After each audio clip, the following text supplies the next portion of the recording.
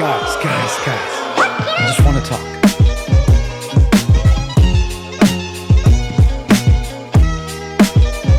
People love rooting for a villain, you know? So I just want to remind everybody who we're talking about today, just in case you don't remember. And I think the best way to do that is by pulling up my quote-unquote magnum opus, my part 2 video, to give you a quick 5-minute summary of who exactly MamaMax is if you're new or you don't remember. Okay, so just to catch you up, MamaMax claims to be a filmmaker who empowers children, but he's actually a con artist who fakes large portions of his predator hunting content. I am presenting it as if it were to be real, but I didn't think people would take it as that. But wait, you hunt files. You don't think that people are going to think your videos are real? That's the thing. So I want everyone, when you watch my video, to assume everything is fake. I'm going to watch this video. I would like to know how he walks out of that sentence that he said himself that he was not lined up for. It was not some elaborate setup. I need to understand what is the switch up on that statement. That's what I want to know. Obviously, MamaMax is the established predator hunter with the Nick, how many captures does he have? Wait, hold on. Past Nick, I have to ask you, how many pedophiles has he put in jail? Except like when I show a face and what they're doing. MamaMax is also not the type of predator hunter who actively tries to send your abuser to prison. So you've never actually gotten a pedophile arrested? Not to my knowledge. His methods include sexting those predators himself and awkwardly wondering why the police just won't do anything. I'm also actually going to start interviewing police because I know they all want to arrest them. It's just the law binds them. Despite his long, storied history of catching exactly 0 predators in his 5 years of hunting, MamaMax has attempted and failed to help multiple girls claiming to be abused and previously indicted. My understanding, and I watched a couple minutes of Chud's coverage. I looked for a couple things that were about me. Plus group call video on your channel. What a catastrophic event that original call was. Nail in the coffin type shit. You're gonna get me to start talking about stuff that we have to. I can't just give all my talking points before we start the stream, but there's a thing I need to say about that call as well. But yeah, obviously I've heard that he's basically copped out to this and said like, yeah, I was a big fucking retard. I had no mentor. I claim ownership of No Kel. I apologize for being bad at hunting pedos. In a cult. Max is supposed to be the one bringing the story across to everyone. And yes, if in the case that everything is actually... Why is it my job? Yeah, why are you putting it all on me? To put things plainly, Max has no idea what he's doing and has created a circus around these women. Today, I would like to take the time to discuss with you several things that I left out of my previous video, Max's responses to our coverage, and so this was just a little refresher. Max is a pedophile hunter who mixes ARGs with real investigations, maybe. He constantly says that things are real and things are fake in his videos, but he uses that as more of a tool because it's never exactly clear what is real, what is fake, and it could be most of it, it could be some of it, it could be, in most cases, it's most of it. But if you go read this random sketchy paste spin in the video description, you can try to figure it out for yourself, I guess. It's not really a good process for hunting pedophiles, but it's laughably stupid. It's been criticized for years, but MamaMax has now returned after about a year's worth of, was it a year? It was a year, right? No way, I posted this in January. There's a KFC! I found out that my Thanks to DMs get MamaMax leaked in this drama, I video. started following you and Xylee. Also, there's a KFC in Yemen. Just for like I was told that my DMs are leaked in this video, so I just pulled them all up, and we're just going to read through them all together from start to finish for everything related to the situation. I guess there was like 3 messages. I brought back like 300, so we'll just look at all of okay, that's a little over the top, but you know what I mean. We're gonna check this out together. Let's fucking go. MamaMax return, going in now. Hey everyone, welcome to the year-late MamaMax cancellation response video. This is a very dense video, so I've divided it into 5 main sections. Introduction and recap, NightDocs, Nexpo, and Mutahar. I don't even get my own section. Dude, I'm so lonely. All of the other YouTubers are scared of me. I don't even get my own section. Spencer's allegations, personal questions, and Belfgore. With that said, let's go and have fun. Hi. Hello. His dog got a section, and I don't get a section to this video. Again, this is probably why I didn't get many comments about it, because I think the parts about me are pretty minimal. Why should we trust you? There's two sides to every story, and I'm sure you've gotten hundreds of one side. Can we point out? Oh, Papa God, bro! Holy shit, friend of the channel, dude. Let's see who else we get. Let's see who else we got. There's two sides. Lyrics? Is that lyrics? And have fun. Hi. Hello. Why should... No, go back, go back, go back. Let's go and have fun. Why? Hi. Hello. Why should we trust you? There's Me! Bro, you are our number 3. Let's go! two sides. Fuck, I don't know. Is that Chud Logic? Is that Tom's video? Nicholas, the goat. Dude, Charlie is like $5 stuck inside of man. fucking Max's beard. Papa Gut again? side. Okay. But there's still a whole other side you haven't seen yet. But that's going to change. What happened? Keep in mind, this is like Max's 4th response. He has responded to this video. He has posted like 4 responses already, right? There was one there was one preemptive response. There was one on his Patreon. There was one earlier this year, and then there was one before he left again. I think there was either 3 or 4 responses to this point before this one. That's a lot to explain. So, a survivor reached out to me for help regarding a case of an alleged cult leader and child predator. I wonder, did he ever tell that survivor that he'd never successfully put a pedophile in jail before prior to doing this? Actually, I think he said he did. She was just dumb. Asked me if I could platform them to tell their story. So I was just going to start a new format where we platform the survivors and let them have a voice. But I quickly realized that we needed help given the gravity of this case, and the purpose of our campaign evolved to find more survivors in order to build Nicholas, a criminal case the against goat. the accused. Thank you for The problem $5, is my here man. that Max had absolutely no idea what he was doing. By gathering all of these women together and coordinating their statements, he made it infinitely more difficult to get prosecuted. I'm literally ripping this right out of Chud's mouth because I heard him say it. But like, by pulling all these women together, he's 100% right. You're making it infinitely harder to prosecute something that's already stupid, okay? This is a vampire werewolf cyber criminal cult that he's claiming there's like thousands and thousands of victims of. Okay, this was already an uphill battle. You are not the guy. Party, since he was still active. Solomon County Sheriff's Office, Portwood. Can I speak to Officer? A lot of people are asking why he blurs out Spencer's face. I don't know the answer to this question. What I do know is that they're not currently living together. I imagine she doesn't. So what he's done in the past, if we're being like reasonable about this, is people who the survivors who did not want to be in the videos were always blurred out. I imagine he's not on good terms with her anymore, and she did not, like, I guess, co-sign this video's release, or she requested not to, or she doesn't even know about it, or they're not even talking anymore. If I had to guess, that's probably the case. Badge number. And so I reached out to institutions, journalists, lawyers, and experts in the field of cult psychology. Okay, but hold on, one more time. Officer. Badge number. And so I reached out to institutions, journalists, lawyers, and experts in the field of cult psychology. Why would you're talking like is this a professor? What is he going to help you with? Like, well, I think you should let the police handle this investigation. No! The leader uses these techniques to gain undue influence over his or her followers. We've often referred to this as brainwashing Nicholas, or mind control. the goat. But most Thank you for notably, $5, I reached out to my Dude, what the fuck does this guy know about social media cults? This guy literally, his first social media app was like the rock and the wheel in the Stone Ages. Influence. This guy probably uses Facebook to get news and thinks that Homelander is going to be in the new Hancock movie. Over his or her followers. We've often referred to this as brainwashing or mind control. But most notably, I reached out to my peers on YouTube. No way, dude! There's a KFC in Yemen!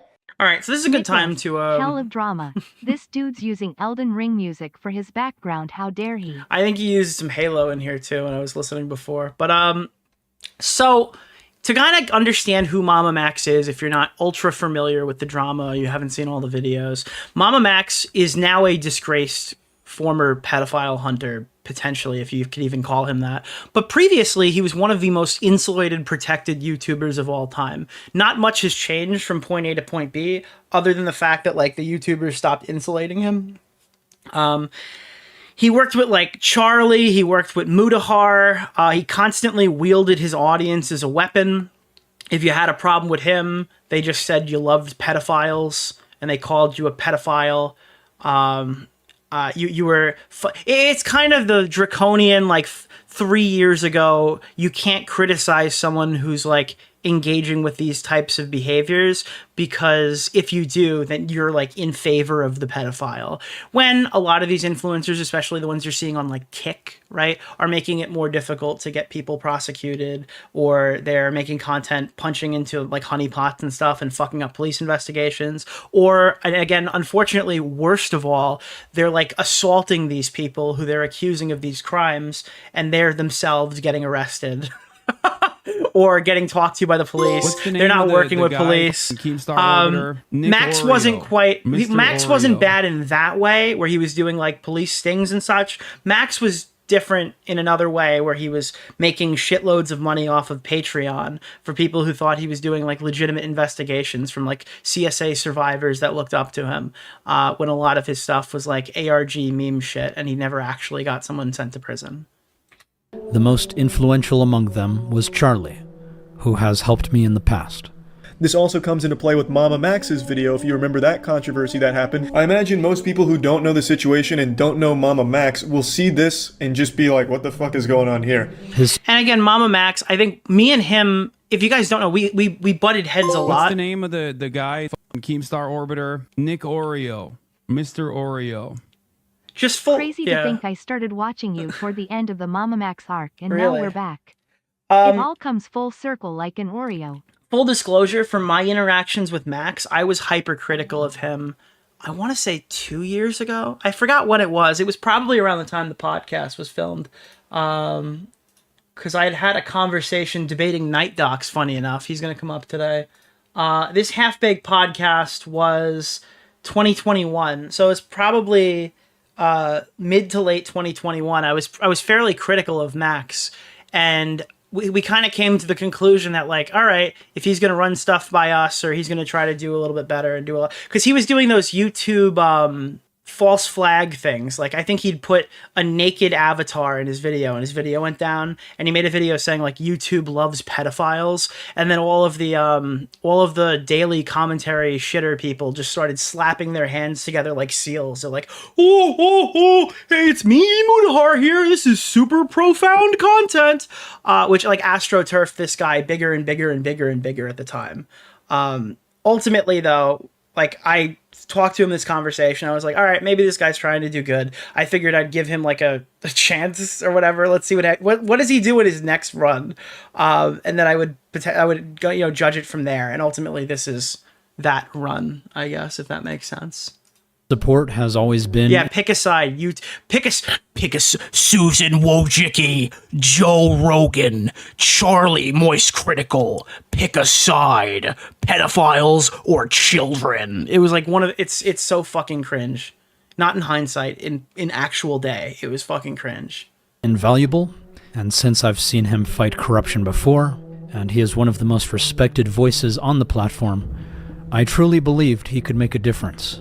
Yeah, I love that. Anthony Fantano, you should listen to my mixtape and then fight the good fight against the child molesters with me. It was like ridiculous. And he talks in his Hotline Miami voice, like... Difficult to get anyone to just listen to the survivors, and so I created artificial drama to get people's attention. I could literally cancel you, Charlie. And to be clear... And by the way, just to point out, we're gonna... dude. I used this in my video when I covered it as like a little intro segment because it was so psychotic. Okay, so just... Where is it? I could literally cancel you, Charlie. I could literally cancel you, and I choose not to. It's true, though. It's the truth. Like, I'm the friggin' hunter. Yeah, I noticed he didn't play that full clip. That one sounds a little bit more psychotic than like the one where he's just hamming it up for the camera. I'm I'm the pedo hunter. I could ruin you. To get people's attention. I could literally By the way, my music was way better over that. cancel you, Charlie. And yeah, that was something, I think that the one that I showed, I'm not sure if the other one was in it. I'm pretty sure both of them came from it. This wasn't even content that was in that video. His former editor, Angry Slug Productions, who has shown up in like every YouTube drama in the last 4 years, right? We found him working for Chris Hansen through the Chris Hansen controversy. And then he was involved in a couple of other things. I think he was during he started a job 3D printing N95 respirator masks during the end of fucking COVID, right? And then somehow this guy got hired by MamaMax to be his editor. And if I had known about this, I would have warned him when we were on good terms, because all this guy does is just dump all of your shit. Like, that's the most expected thing that Angry Slug would do. So he ended up publishing these clips of Max that made him look psychotic. To get people's attention. Yeah, Nintendo 64 masks. I could literally cancel you, Charlie. And to be clear, I was always upfront that the drama was fake. This is a call to action disguised as a cancellation. And that worked. I recommend watching Nicholas DeOrio's latest video. I also discovered you because of this SHT show. Really? I agree, all his YouTuber friends are the ones who made him believe he was Batman. There is going to be a lot of you guys who say that, because if you didn't find me through more recent dramas that we're talking about, this was the return of my 2-year hiatus. If you actually take a look at my channel, my previous, like, that was like my return. I wasn't gonna make more YouTube content until MamaMax pissed me off and made me do it. I was kind of decently, I think I was retired. I think I was probably retired. It had been 2 years since I'd I'd post a main channel video. It was January 14th, 2022. And he annoyed me to the point where I posted an hour and 11-minute video in 2024. So it was, yeah, literally 2 years later. I wouldn't be making content right now if this guy didn't drive me fucking crazy. What's the name of the guy? Keemstar Orbiter? Nick Oreo. Mr. Oreo. I got so mad at this guy, I wrote an essay. Kind of sounds cringe if you word it like that, right? I got so mad I started typing in my notes app. Until it didn't. Stop ignoring MamaMax. Yeah, so I mean, in hip-hop, if you get mad at somebody, you start writing a poem. So, I mean, you can word it like that. Oh, this guy's got me so mad, I started writing a poem. I mean, I guess you can kind of do anything. I recommend watching Nicholas DeOrio's latest video. Yeah. Here, you want me to talk about it a little bit? That rubbed me the wrong way. I still don't feel good about that decision. But then, the people that I trusted... You have very poor judgment. The people that I looked up to... I have very poor judgment. The people that I considered my best friends... I'm not exactly sure. They... Listen, I'm not going to just sit here and say that everything MamaMax does is bad and I have nothing to atone for in this video. I'm going to be hypercritical of it, but there is stuff that I'm going to acknowledge in this video for sure. So when I had made my video, this is part of the reason I don't like making video essays anymore. You can go back through my backlog. There are parts of these videos that age extremely poorly because it bases it off of, like, some of these things are based off of testimony. Some of them are based off of credibility. Unless things are backed up with literal screenshots that never get questioned across the test of time, usually all of these people blow themselves up. Nicholas DeOrio. I mean, people look at the Deji video right here and they think, oh, the reason why Nick doesn't like this video is because John Swan's in it. And John Swan blew up his credibility, so it, like, damaged Nick's video, right? No, that's not why. The reason why I don't like this video is this is the worst quote from anything I've ever released. What? Ladies and gentlemen, we'll now be reaching the climax of this sibling rivalry. On May 18th, 2019, James Charles released the video titled No More Lies. Bear with me. Wait, actually, I don't think this is it. I don't remember. James stood up for himself against all odds, overcame adversity, and debunked a slanderous video made on him from fellow YouTuber, proud vitamin salesman, and human trash bag Tati Westbrook. Okay, so this one didn't age super well. So you see the problem here? I recommend it's like when this video was made, James Charles was in the middle of his allegations. So, like, not the middle. It's like years in between. It's sandwiched in between. He won the first round, lost the second round. This clip aged horribly. You understand? Like, you get it? This is why I don't like video recommend essays. watching Nicholas Because I can't fucking DeOrio's say anything latest because all these guys blow up their Do credibility. you think you could eat 100 chicken nuggets? Probably I not. heard eating 100 chicken Sounds nuggets impossible. is lethal. Is that true? I have no idea. Thank you. But realistically, there's not much I can do about it. Again, in the second video on this, we talk a lot about Mudahar. I was not aware that Mudahar was going to go fucking crazy like 6 months later. That kind of caught me off guard. So yeah, I guess in retrospect, that will hurt the video. They all turned on me. In an attempt to protect their own reputations, because they saw what was happening to me. And then they resorted to creating their own deceptions around me. So in this part of the video, MamaMax is going to attempt to make the argument that all of his friends backstabbed him and used me as like a conduit to do that. And I'm going to listen to this charitably and come to a conclusion right now. Because that would be kind of shitty if that happened to me. And that would be really shitty if that happened to him. So that way they could bury me. No one will ever believe what I say. I'm a fraud, I'm a liar, I'm a manipulator. The problem is you were a fraud, you were a liar, and you were a manipulator before they started talking. Just to be clear, all right? This guy is like the false pedo allegation guy, okay? This is the ARG pedophile hunt investigation man. That's the part I don't understand. And that's why I would be mad if it turns out to be true, because they didn't have to do this. Your credibility was gone before this video got posted.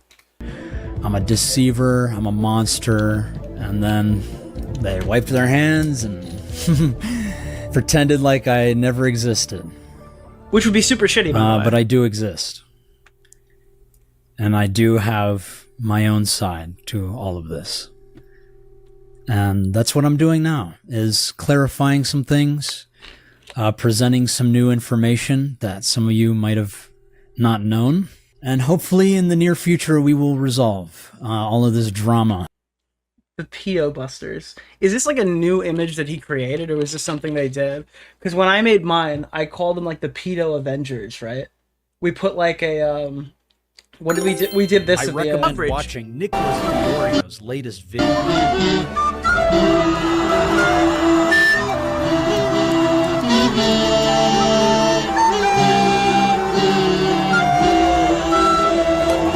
Nicholas, the goat. Thank you for the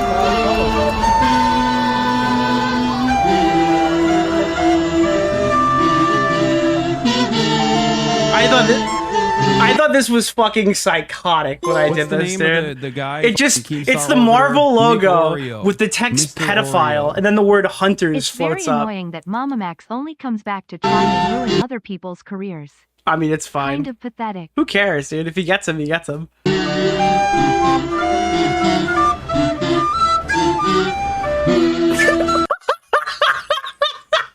I'm sorry, dude. I'm sorry, bro. Holy shit. I think that's fucking great. All right. Back to what we were doing. So that way we can get back to the more important work. Do you acknowledge that you've made mistakes, and if so, which? Of course, I've made mistakes. And I think one of my biggest mistakes was covering dangerous content at a time I was too immature. Dude, he's petting his dog like T. Martin, dude. This is so... Like, the words that are coming out of his mouth are probably the right ones. Mistakes. Hold on, wait. Of course, I've made mistakes. Nicholas, the goat. Thank you for the $5, my man. Mistakes, and if so, which? Of course, I've made mistakes. And I think one of my biggest mistakes was covering dangerous content at a time I was too immature and uneducated on the subject matter. How old is MamaMax? Is he like 21? I thought this guy's my age. It's important to note He hasn't learned empathy yet. He hasn't hit 30. I think he's my age. He's got to be between like 25 and 30. I did not like mature and uneducated on the subject matter. By the way, it is so jarring to hear this guy come out after he gets pile drived into the ground and his credibility ripped from his fucking skull. And his still beating credibility was ripped from his chest. And he's like, hey guys, you're right. I had no idea what I was doing. That's an insane concession to make 3 minutes into his video. Mistakes, and if so, which? Of course, I've made mistakes. And I think one of my biggest mistakes was covering dangerous content at a time I was too immature. Bro, if I didn't drop my video on this guy, and if Mudahar didn't drop his video on this guy, he would still be doing exactly what he was doing. 0 questions asked. This guy got AstroTurf for making this content. He does not have this realization unless he gets knocked down. I'm sorry, I don't believe it. And uneducated on the subject matter. Like, he's actively out. Nicholas, Like, if we don't the fucking goat. talk about Thank you this, for the this guy $5, is my man. actively still doing this to this day. It's important Without question. to note that I did not have a mentor. I did have some military training. Oh my, dude. I didn't have a mentor, dude. I didn't have somebody to hold my hand and walk me through the art of hunting fake pedos online. It's important to note that I did not have a Is mentor. Dark EU a virgin? No, I am not. Why would so many people be Googling that? This is why I'm so glad to have Chud Logic be my 40-year-old mentor. I did have some military training, but I was mostly learning as I was going. And I felt what I was doing was much too serious. Nicholas! All right, I'm The going to goat. kill Donos for Thank you now for while the we're doing this, $5, my because you man. guys have been super generous, but I got to actually respond to this. Otherwise, we'll be here all night. To ignore the amount of child exploitation that is happening all over the internet. Wait, I zoned out for 2 seconds and he's already twisted it into being like going on one of his psychotic gotta save the kids speeches. Hold on, I got whiplash. When did this switch from like an apology to like what I did was important work and I had to do it? Hold on, wait, I'm sorry. And I think one of my Dude, you fucking blink for 2 seconds and he starts hitting you with the propaganda again. which, of course, I've made mistakes. And I think one of my biggest mistakes was covering dangerous content at a time I was too immature and uneducated on the subject matter. Okay, that's where it ends there, right? You're done. That thought is over, right? We're not going to say anything else in the next 2 seconds that's going to fly directly in the face of that apology. It's important to note that I did not have a mentor. I did have some military training, but I was mostly learning as I was going. Okay. And I felt what I was doing was much too serious to ignore. Okay. The amount of child exploitation that is happening all over If you guys give this guy a second chance, he's gonna do the same thing again.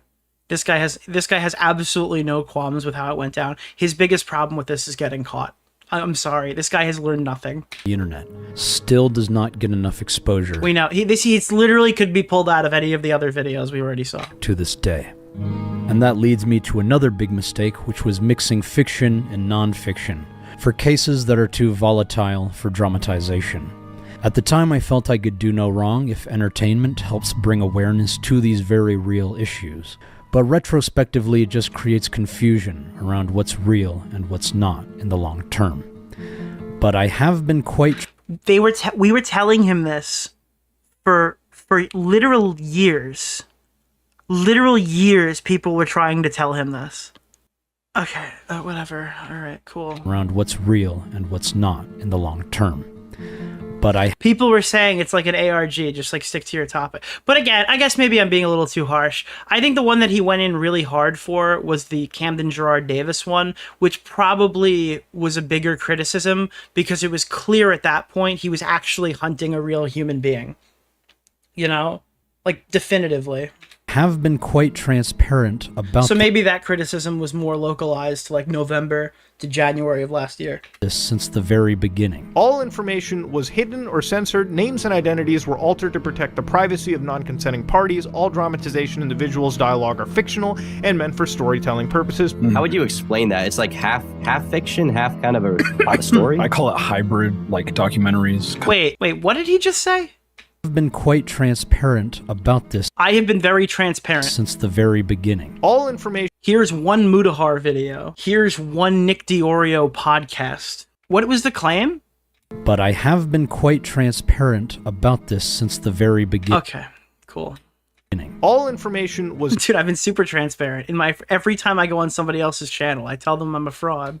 hidden or censored, names and identities were altered to protect the privacy of non-consenting parties, all dramatization in the visuals dialogue are fictional and meant for storytelling purposes. How would you explain that? It's like half fiction, half kind of a story? I call it hybrid, like documentaries, because it's like, yeah, Okay. it's It is half fiction that is parallel to the real story, and then there's just the real story. Which is why the full investigation was publicly available in the mega drives that were linked. Okay, but nobody who's watching these videos, your average viewer, is not going through a sketchy mega drive to go like dude.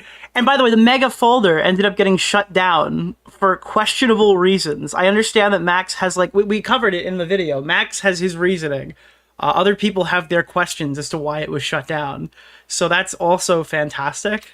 The paste bins of my video descriptions that were then reported and taken down with claims he responds to that. Yeah, he responded to it back when it happened. It doesn't mean I necessarily believe him. That they contain CSUM. But there was no CSUM, it was just documenting predators and their interactions with me.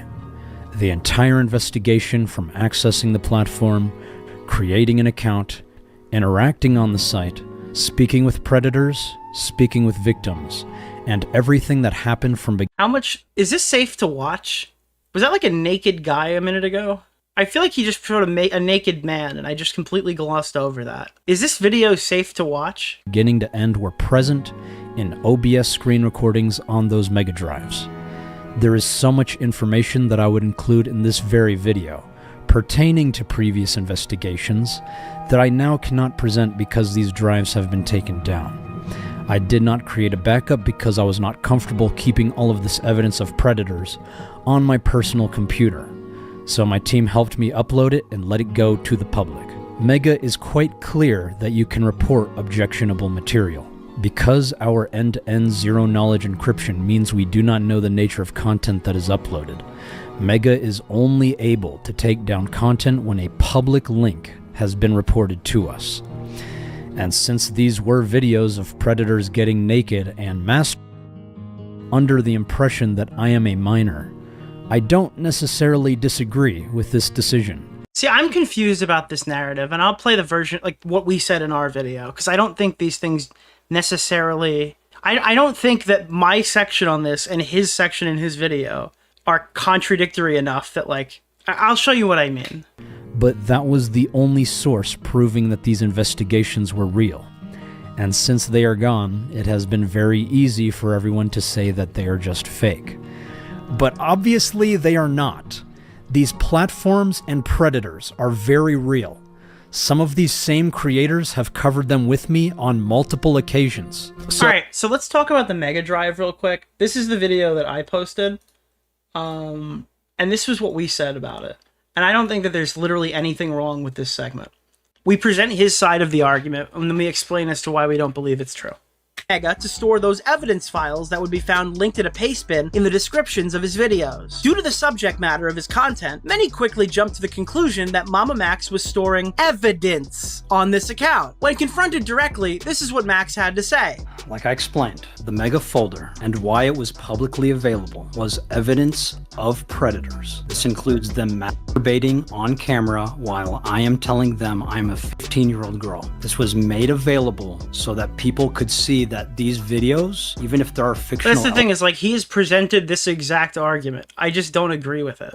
Elements, this part is real, and this needs to be taken to law enforcement. If it was sent to law enforcement by Mega, then it is serving the purpose it was intended for. The problem with Max's response here is it's not possible. When sites like Mega remove CSAM material, they are identified with known CSAM hashes, and Muda will explain far more coherently than I can. Ignore Mudahar. No.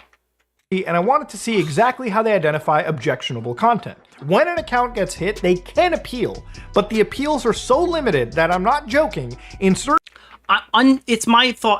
I'm pretty sure they run the CSAM hashes when they're reporting this content. That was what I was told. That's my understanding of how it works by checking out their transparency report on their website. Of vetting Max's story, let's listen. It doesn't seem he doesn't seem to have even attempted to dispute that.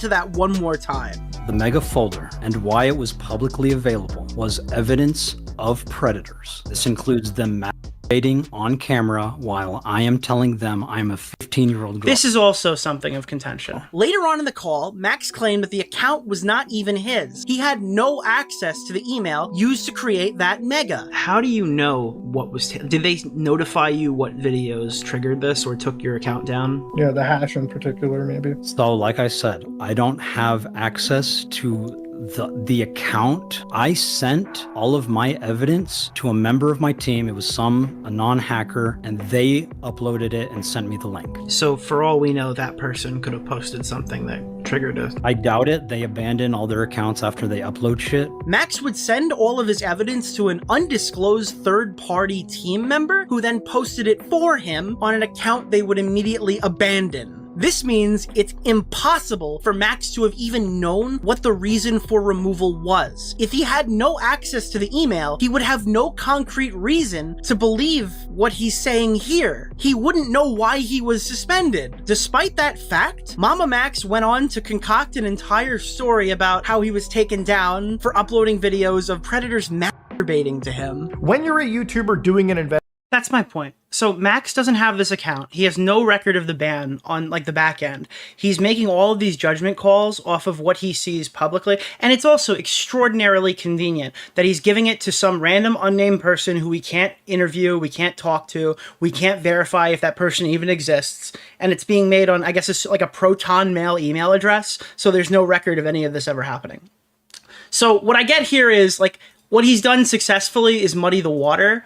I don't think that there's necessarily anything wrong with my segment or how I covered it. So some of you may have seen the video that both myself and Ryan did, but most importantly, MamaMax did on a website called kidschat.net.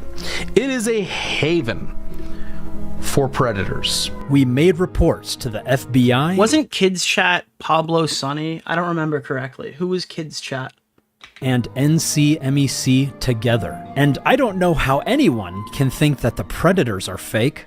No, these are not paid actors. These are child predators. Some of them... I don't know, like, so, okay.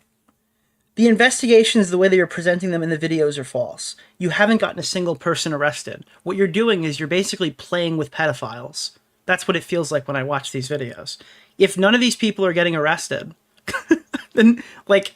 You're having like playtime with pedos. You're just jacking off. Well, you're just pretending to jack off with them on Discord calls. Even have records. I mean, this is no different than watching some of these kick streamers just punch a retarded guy in the middle of the street or whatever that they find on a dating app. I mean, that guy's not going to jail. And the sheriff says admits to sending pornography to a child is now charged with pandering obscenity.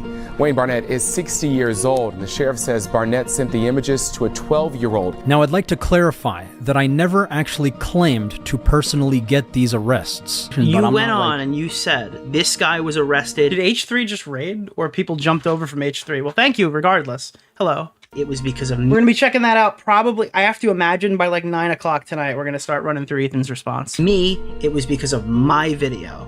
But I never said this. So you did find out who he is. You did find out who he is, but you didn't put him in jail. Is that fair to say? I don't know if we put him in jail, is what I'm saying. All right, this is my first major contention with this video. So he shows here 2 clips.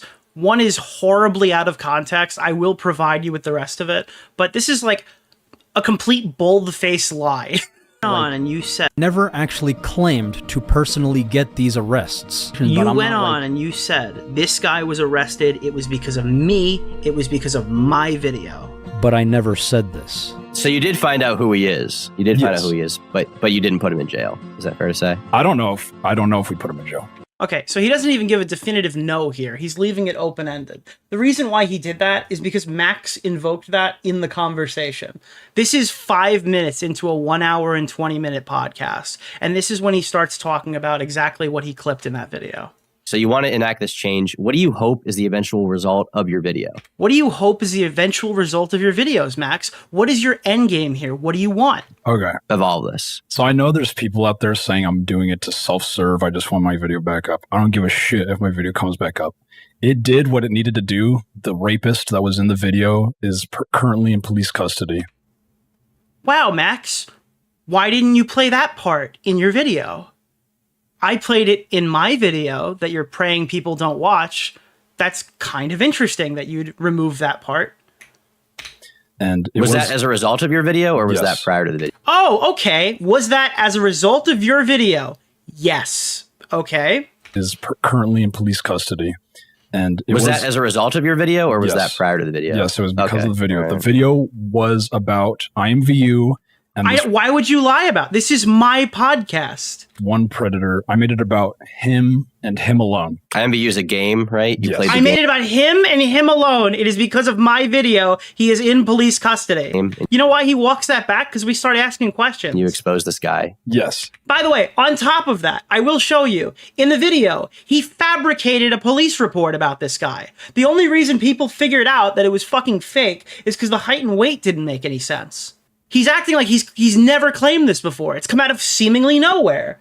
Do you mind walking me through the chain of events that led from your video to him being imprisoned? Yeah, so I dropped the video. The end of the video is a call to action. Usually all my videos are a call to action, like find him. And we did. So in this case, find him meant like you didn't know who he was. You wanted his docs so he could go to jail. All we had was his face and his voice. Right. And out of that, I said, find him. And then within 24 hours, like, what do you want to get out of this? Well, you know, people think I'm self-serving, but I actually caught this pedophile that I didn't catch. And it's because of my video that we didn't find him. Found him. And then I started social engineering all of his friends. It's a Freudian clip. Give me his information. And they did.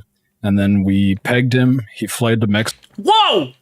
Jesus, Max, you are thorough with your investigations. To give me his information. And they did. And then we pegged him. He fled to Mexico. Information, and they did. And then we pegged him. He fled to Mexico. We found where he was in Mexico. Wow. I don't know if the police. He was from Canada, so I don't know if the police asked him to come back. As all terrible people are. The police dude, this guy's got a whole fucking story. The police extradited him back to Canada. Mm-hmm. I don't know if the police asked him to come back or he went on his own volition or they forced him to come back. I don't know any of those details. I just know. Dude, all these guys in this friend group are tall tales assholes. That's what I'm getting out of this. He went back to Canada and was in police custody for a certain amount of time. I don't know if they did anything yet, but I will be making an update video about him soon. So he was arrested at some point. It's fair to say that. You know that. I don't know if it was he was arrested or they just like interrogated him. Oh, now okay. So now I don't know if they just arrested him, but they definitely interrogated him, and it was because of my video. Like, you know how police they don't have to arrest you to question you, right? Because I don't know if like he's now walking this back in real time because we've asked him questions about his victims. He did have previous victims before my video. I don't know if they ever spoke to the police about it. I was talking to one of them, but she hasn't been. It's a shame they don't have any Claire's Law for this. As of recently, so I'm in the dark so far, but we're gonna get back on that after we finish this shit with YouTube. So you did find out who he is. After we finish going off on YouTube, hunting those pedos or whatever, we're gonna go back and fight the real pedos. Who he is, but you didn't put him in jail. Is that fair to say? I don't know if we put him in jail, is what I'm saying. So he's now walked it back completely. The beginning of this conversation is Max voluntarily saying, we put him in jail. Or we got him arrested, rather, right? We got him arrested. So now in this video, he plays that last sentence and ignores the fact that literally this is Max trying to show us how cool he is and brag about his fucking thing that he ended up posting like a false fucking police report over. It's because of my video. But I never said this. So you did find out who he is. You did find out who he is, but you didn't put him in jail. So I've got context champed pretty hard here. Oh, is that fair to say? I don't know if we put him in jail. Actually, we don't know. Don't know if we put him in jail, is what I'm saying. Okay. Mm-hmm. And anytime a predator is arrested, I always credit my audience who do the legwork. And it was all thanks to you. And finally, I think platforming survivors before we were ready to handle the public was a huge mistake. I did read books. Wait, what the fuck? Is that... Dude, this is another angle to the phone call. I've never seen this angle before. There's me! There's me right there! Public was a huge mistake. I did read books and reach out to experts and institutions to educate myself on the subject matter. I did get the consent of the victims who appeared in these videos before releasing them, But you had no idea what you were doing, and you tried to take on a case with like several victims and take down an international sex cult led by a vampire, Max. That's fucking stupid, Max. It's still fucking stupid, Max. I have no sympathy for you, Max. And I did ask my peers for feedback, which most of them did not have anything negative to say. Everyone probably thought you were fucking crazy and wanted to stay away from you, Max. That's why no one answered you, Max. Until after the backlash. But clearly none of us were ready for what ended up happening. And I do take a great share of responsibility for what happened. And I don't feel good about it. Those are just a few mistakes out of many, many more I know I've made. But I'm always learning and trying to do better. Genuine question here. Why did you betray NightDocs despite all that he did for you? Is he lying or is he telling the truth that you made false allegations concerning him? I actually really want to talk about this. All right, so before we get into this, just to explain where we were. So in my video that I made on MamaMax, I published multiple different stories here that were not included in the original. My original video on Max, I don't think he really has a lot of issues with, because I don't think it comes up really at all. This is the one where we talk about the Spencer allegations, the Camden Gerard Davis case, we start unveiling parts of the leaked phone call, which is available in its entirety, with the exception of some stuff related to the survivors that wasn't integral, removed for their safety, obviously. And then we go through a couple more things, like the stuff about like his former partner's boyfriend. And that's essentially the video. Then we have a bunch of people shout out Camden Gerard Davis. Oh, Camden Gerard Davis, you're going to jail. There is a pedophile pretending to be a vampire. So, oh god, ew. Ooh, yuck, Bo Blacks. The second video, we go over his responses, which obviously this is a new response. Leaks from his Discord servers of him threatening to sue Mudahar. His banned Mega account that we did just show you a second ago. What else did we show in here? MamaMax loose ends. I'm not really sure what this is. Is this when he filmed? Is this when he made a rape? Like, that sounds weird the way I say it like that. Is this when he like... hold on. Let me just play it. Empowering to victims. Max, you're a degenerate. Out on his backlog. Another thing I really need to mention is that Max directed and filmed a rape scene for one of his more recent pieces of content.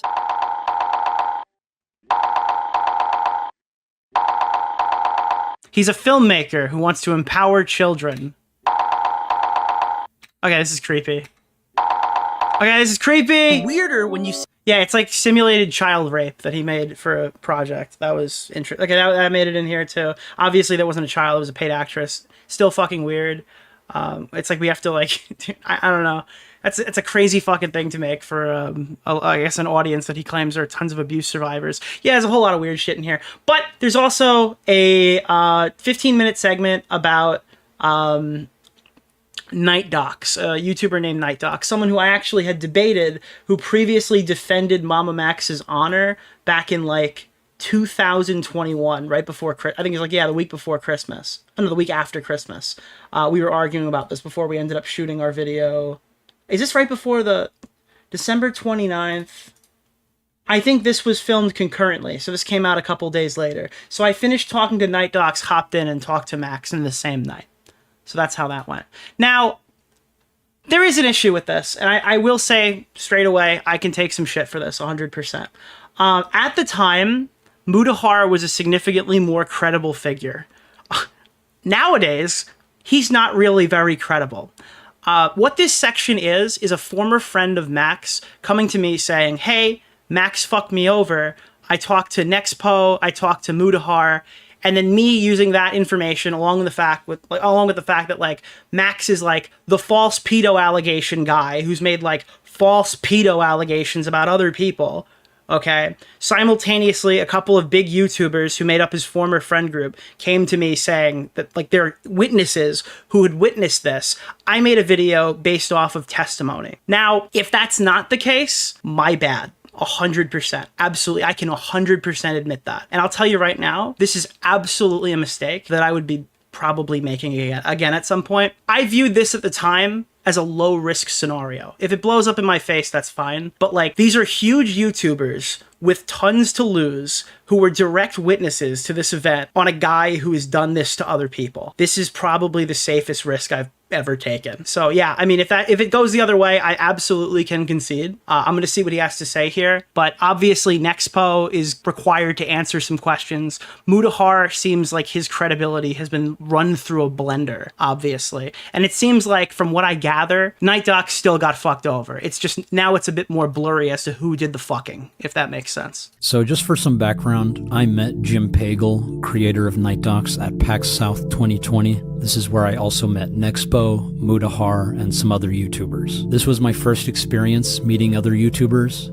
besides a random collaboration with Official Duck Studios in 2019. Anyway, this was my first real friend group with other influencers. Listen, buddy. Influencers are a special type of animal. And I was a bit awkward, to say the least. I think that's true. There's a story about Max at the VidCon I was at one of the parties. Apparently he stopped everybody, took them into a room and said, "My name is Max Stryker. I hunt pedophiles." And like Technicals burst out laughing in his face. That was the story that I'd heard, is that he just pulled everybody aside. He's like, "My name is Max Stryker and I hunt pedophiles." Bro, you can stick to it? Yeah, you good, bro? Alright, bro. But I became very close with these people, specifically NightDocs and Nexpo. And Ruby and I ended up moving in with NightDocs when he invited me. And from what I remember, Jim was a very kind person and an extremely loyal friend. Max and Ryan, Nexpo, like, those guys are as close to being my brothers as you can be without being blood related. Jim would often get on Ryan's nerves, Nexpo, when we would film together. So Nexpo says, MamaMax is the guy that did this to him. MamaMax turns around and goes, "No, Nexpo is the one who did this." Now, to my knowledge, spoiler alert, I actually spoke to Mutahar briefly, but it was prior to seeing this video. And I talked to him. He said it's on the record. So I have notes. I don't know how relevant they actually are, because I didn't really have any solid questions to ask. And I also briefly had a conversation with Nexpo. My understanding is he'll be responding to this in some capacity. I'm not platforming either of those people to talk about this. I think they should do that on their own socials. Hey, Future Nick here. So that was a lie. Well, actually, not really. It's still kind of the truth. I didn't want to be the vessel that gave these million-plus sub YouTubers a platform when they have huge platforms that they can then risk on their own. Once Nexpo put a statement out, I was happy to read it. And once I'd read the statement, I had questions. I actually bring him on in this stream to talk about it. Mutahar released a statement after my segment ended and unblocked me on Twitter around that time. So I guess I'll read that when we get to his segment. I remember this happened with pretty much every episode of Cringe Kitchen, and I think it was because Jim has ADHD. He is prescribed Adderall and often drank a lot of energy drinks on top of a nicotine addiction, so Jim would often get lost in whatever he was doing, and this would result in Ryan getting pissed off and venting to me about Jim. Probably bring maybe Max and Nexpo along too, if they're... But I'll cover the content. Oh, absolutely. I'm just saying that, like, I'm not calling Mutahar to give his statement on my stream. He should do it on his socials. Like, I'm not going to read Nexpo like a Discord DM of what he wants people to think. He can post that to his Twitter or post it on YouTube. That's all I'm saying. Up for it. I know Max will be all on board with it. Max is like, always like, whenever I ask Max about anything, he's like, "Yeah, dude, let's do it. Come on, let's go." Like, why are you telling this to us? Because it's coming out and it's relevant to the subject. He's really awesome that way. Ryan tends to be a little busier, and all that, so not as easy to get a hold of. Not as easy to get a hold of Nexpo all the time. Ryan and I would become closer than brothers.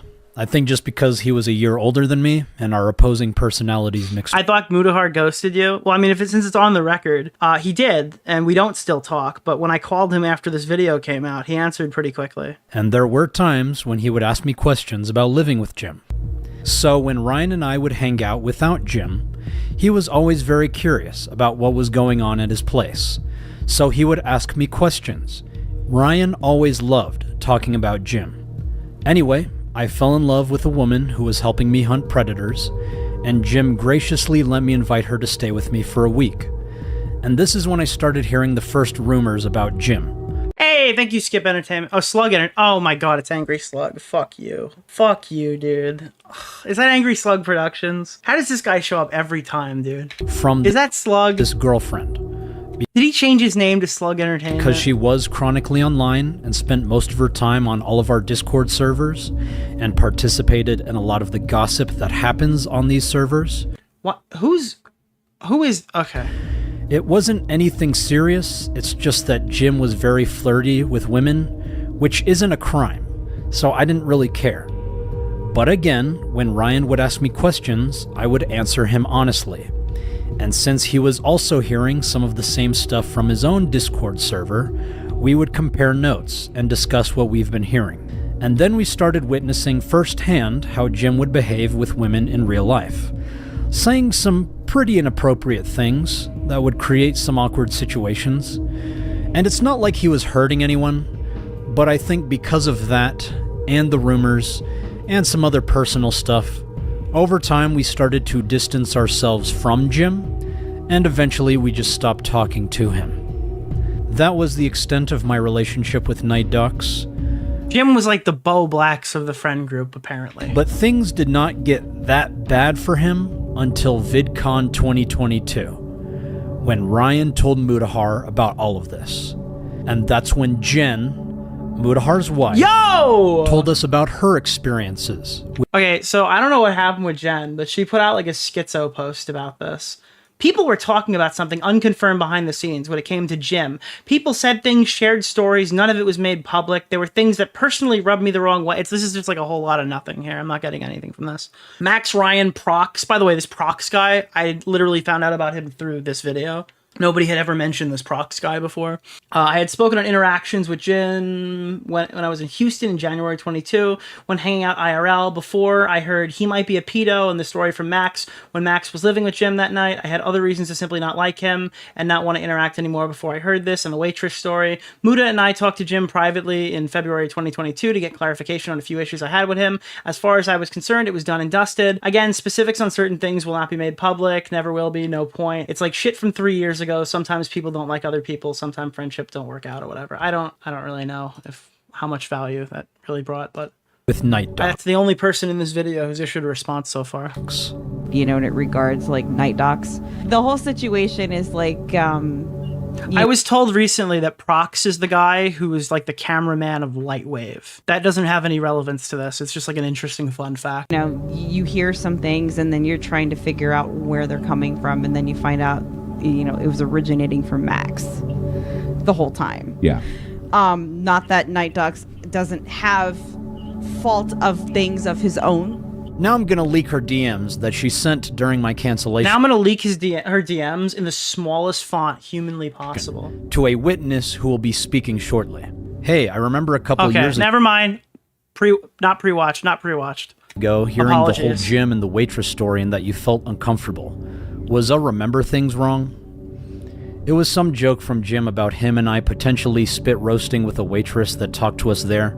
It came out of nowhere and it just surprised me, on top of me thinking it was just weird and disrespectful lol. He's saying now the waitress was into it. From what I remember, she wasn't around at all when the joke was made, and I can't recall him talking to her directly. Unless it was while I was in the bathroom, I don't know. So like, why is Jen, Mutahar's partner, talking to MamaMax like in between videos? Or is this after both videos? This is the second. Yeah, why is Jen talking to MamaMax at all in like mid-February? What is she?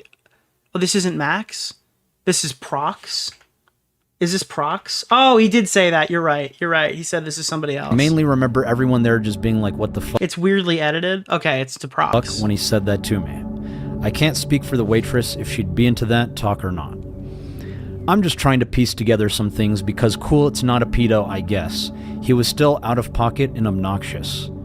I feel for the dude. I feel like it's textbook divorcee dad behavior. He got too pushy with me before I met Muda. He can't read a room. The other claims. What the fuck does that mean? I have no idea. He got too pushy with me before I met Muda. He can't read a room. So just for everyone to be crystal clear on this, Mutahar and Jen were already saying, and I quote, "NightDocs is a fucking creep." Even Mutahar himself admits he did not hear any of the rumors from me. In regards to Jim or NightDocs, there were two allegations. One of them which had come from Max, allegedly, in amongst a friend group, about him not being necessarily the best dad. There were two key things. One of them was him being asleep most days, and then the other was that Max would have to step in and feed his children cereal or whatever else was in the house. This is something that I heard, again, not from Max, but through I thought he said he heard the pedo allegation from Max. He didn't hear the other two allegations from Max. Am I wrong about that? I have to go back and listen. I'm pretty sure he says he heard the pedo one from him. That was the additional two allegations. the other was that Max should have.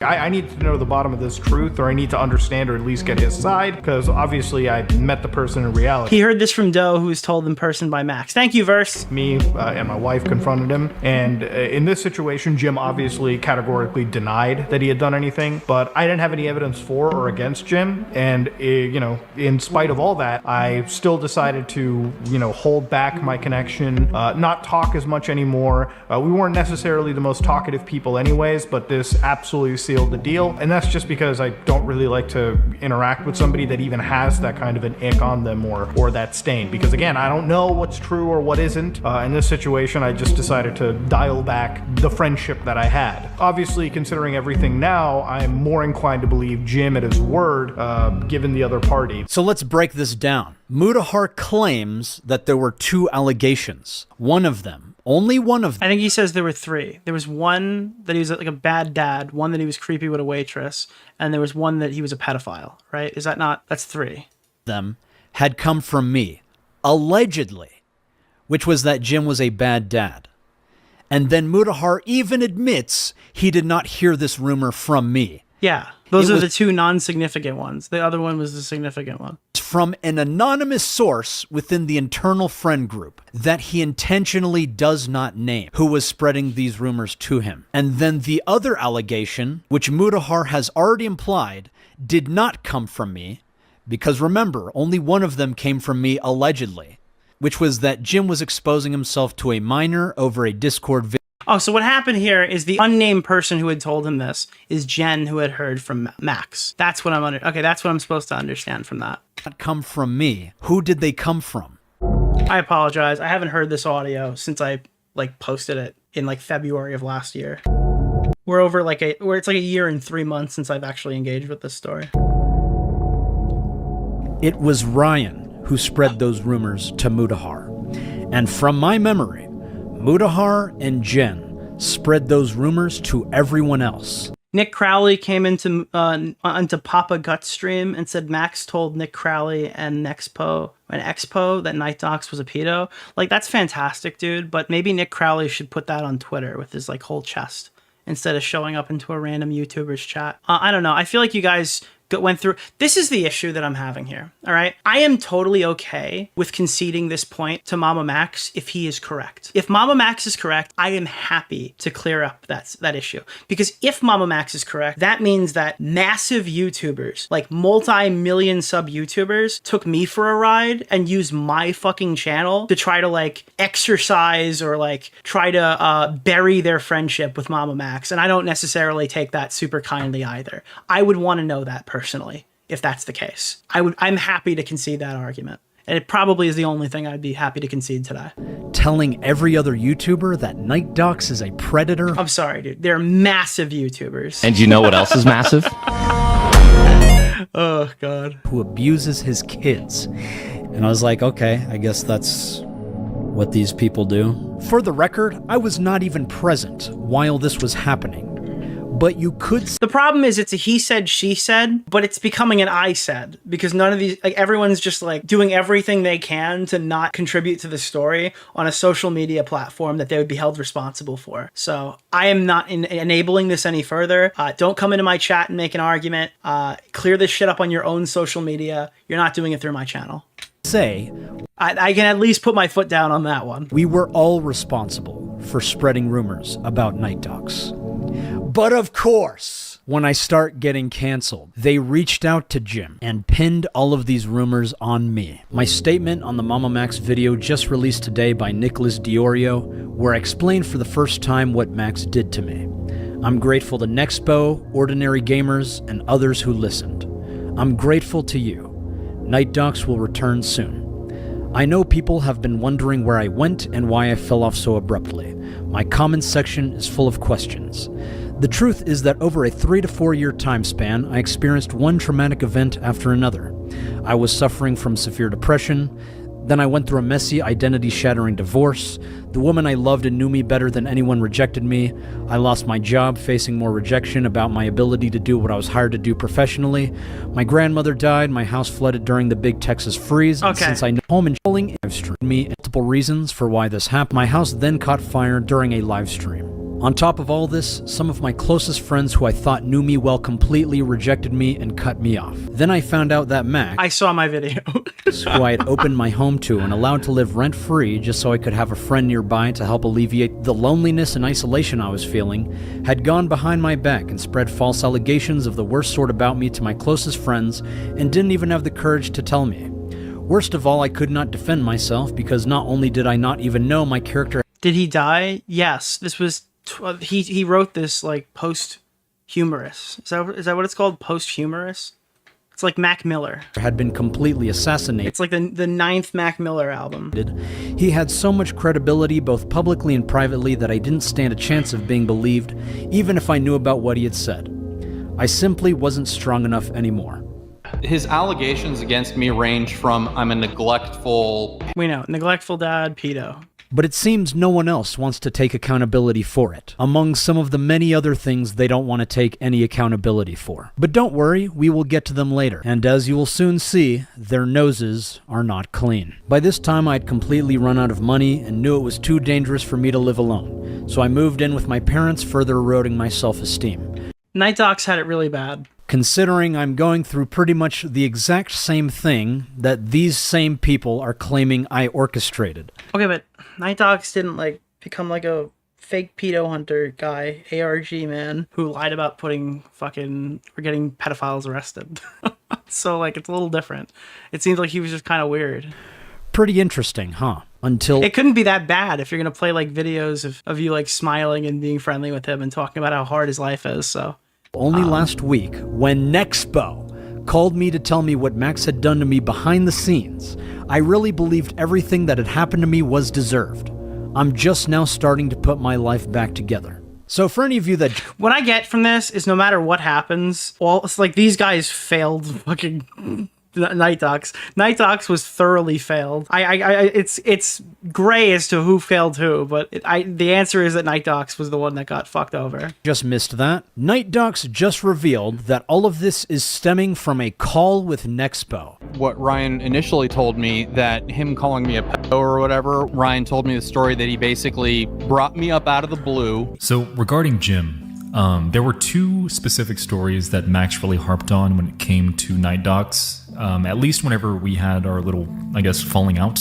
So Max was convinced that Jim was this pedophile creep, and he backed up this claim with, firstly, a story about an inappropriate conversation that he claimed Jim had with a minor. As it turned out, this person was not a minor at all. They had told Jim their age at one point, which I believe was like 25 or so. I'm not entirely sure, but that's that whole story that Max always referred to back whenever he would call Jim a predator. There was another story that led to more of Max believing Jim to be, I guess, a creep, and it involved one trip to a restaurant that he and Jim had way back when Max was living with Jim. Apparently Jim was, making moves on the waitress and, could continuously... Right, these are the same allegations that we've heard 3 times already. This idea in my head that, oh my god... Max, so he wants you to say that Max didn't actually plant that idea in his head. We're associated... That's Max's argument. ...with Jim. We have to cut Jim. We cannot be associated with someone like this. He's a pedophile, he's a creep, he's all of these things, and we just can't associate with this guy. And in hindsight, it's silly. Right now, your bullshit detectors are probably going off like crazy because this story makes absolutely no sense. You're right, Nick.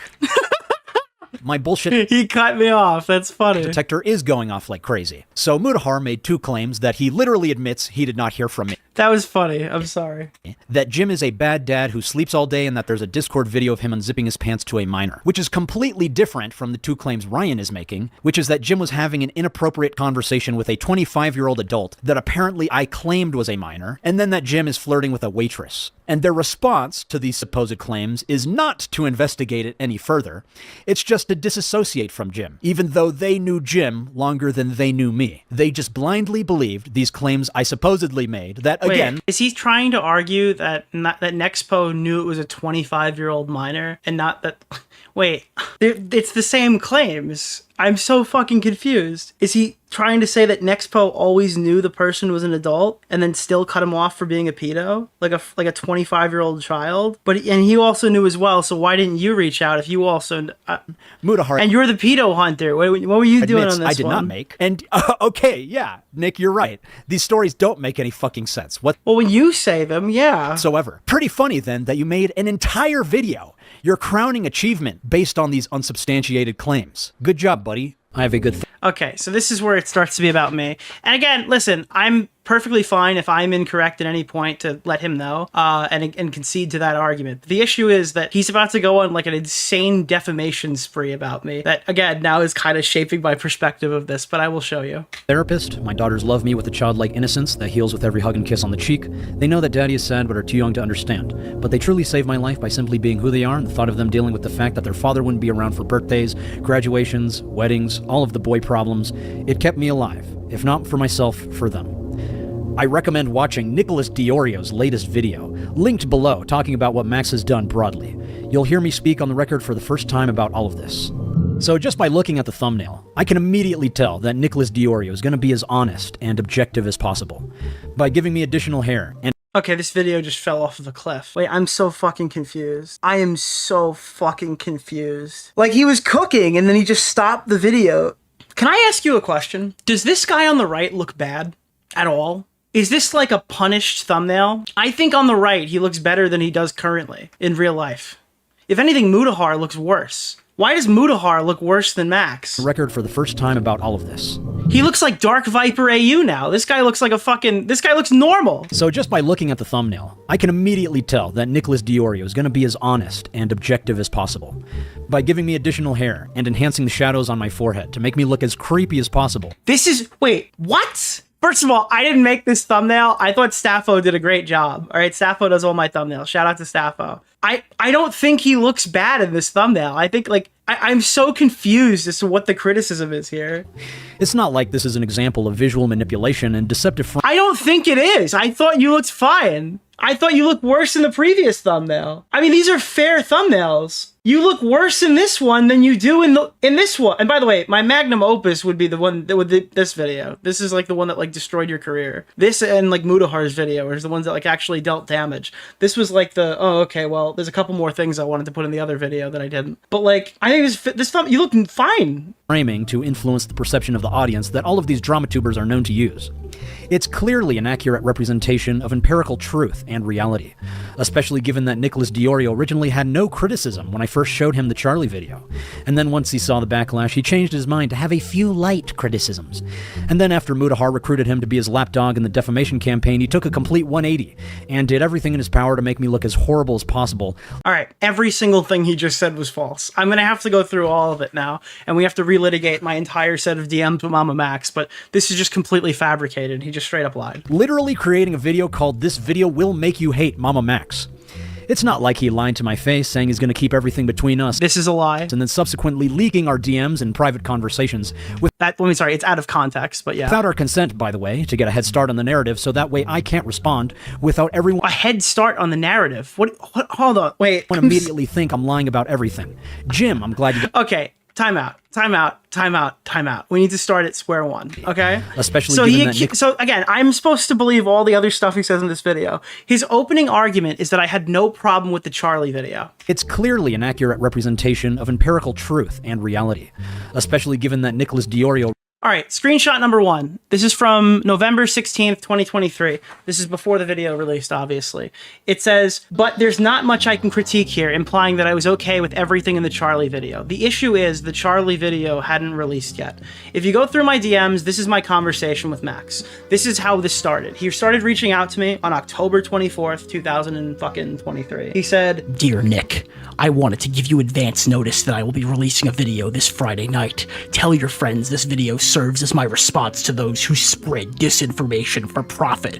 It will also stand as a cautionary statement for any of you involved in illegal or unethical behavior targeting minors. I'd invite you to use your platform responsibly. Disseminating this video could be an opportunity for you to contribute positively. If you have any questions, please let me know. I'll respond as soon as I can. Okay? So I wrote, hey, glad you're still around. It's been a few months, right? Any spoilers on the topic, or am I gonna go in blind?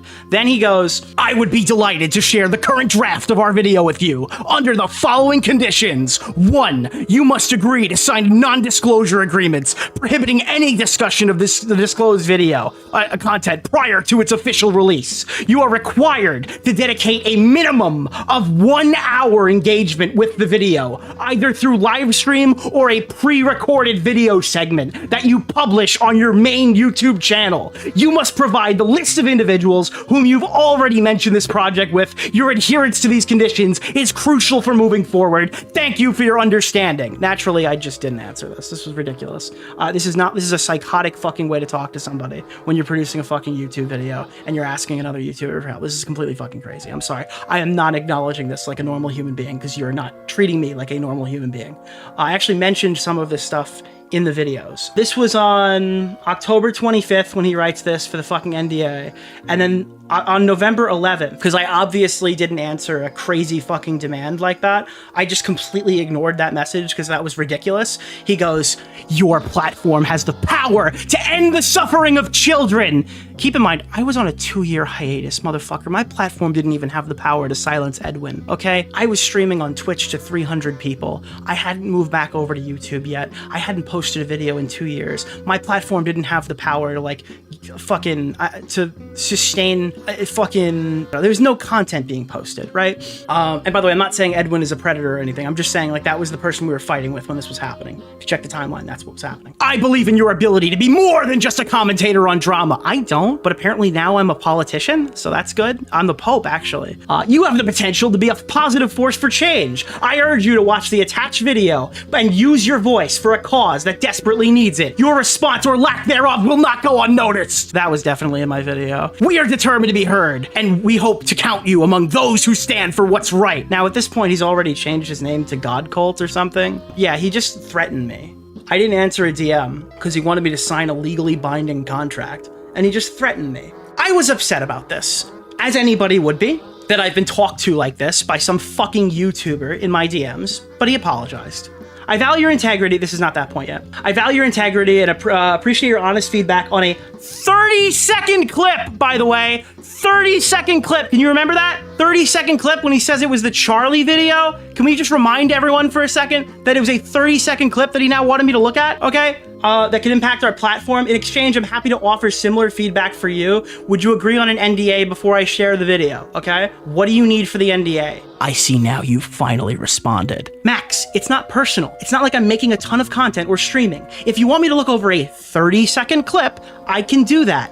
I understand we're all busy. I understand we're all busy, but I'd appreciate more prompt action next time. There are real lives at stake here. Do you understand where I'm coming from?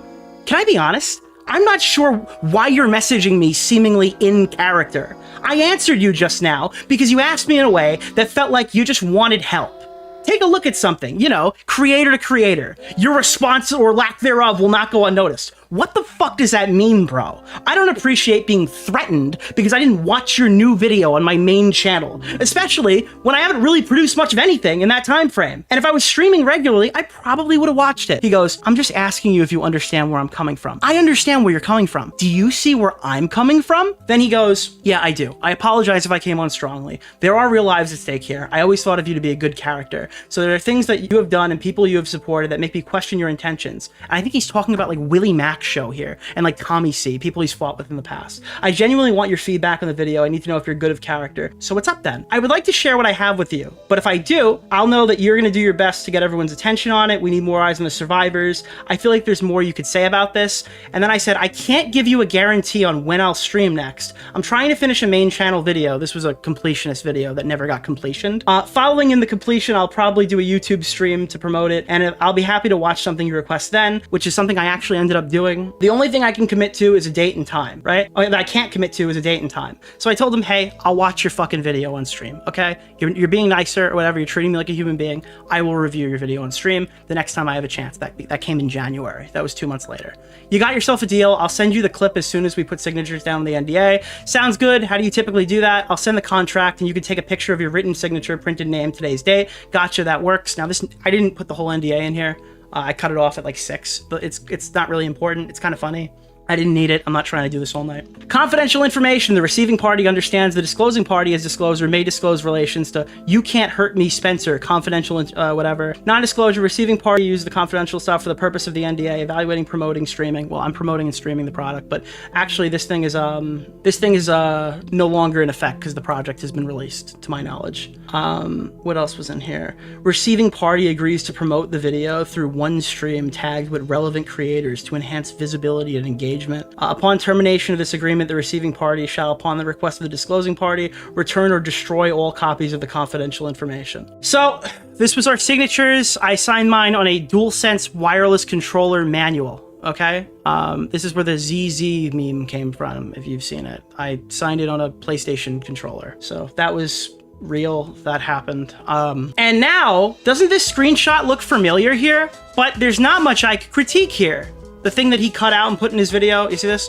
An accurate representation of empirical truth and reality, especially given that Nicholas DeOrio originally had no criticism when I first showed him the Charlie video. He showed me the Charlie video? Really? That's the first I'm hearing of it. Because he sent me something called Something Work in Progress.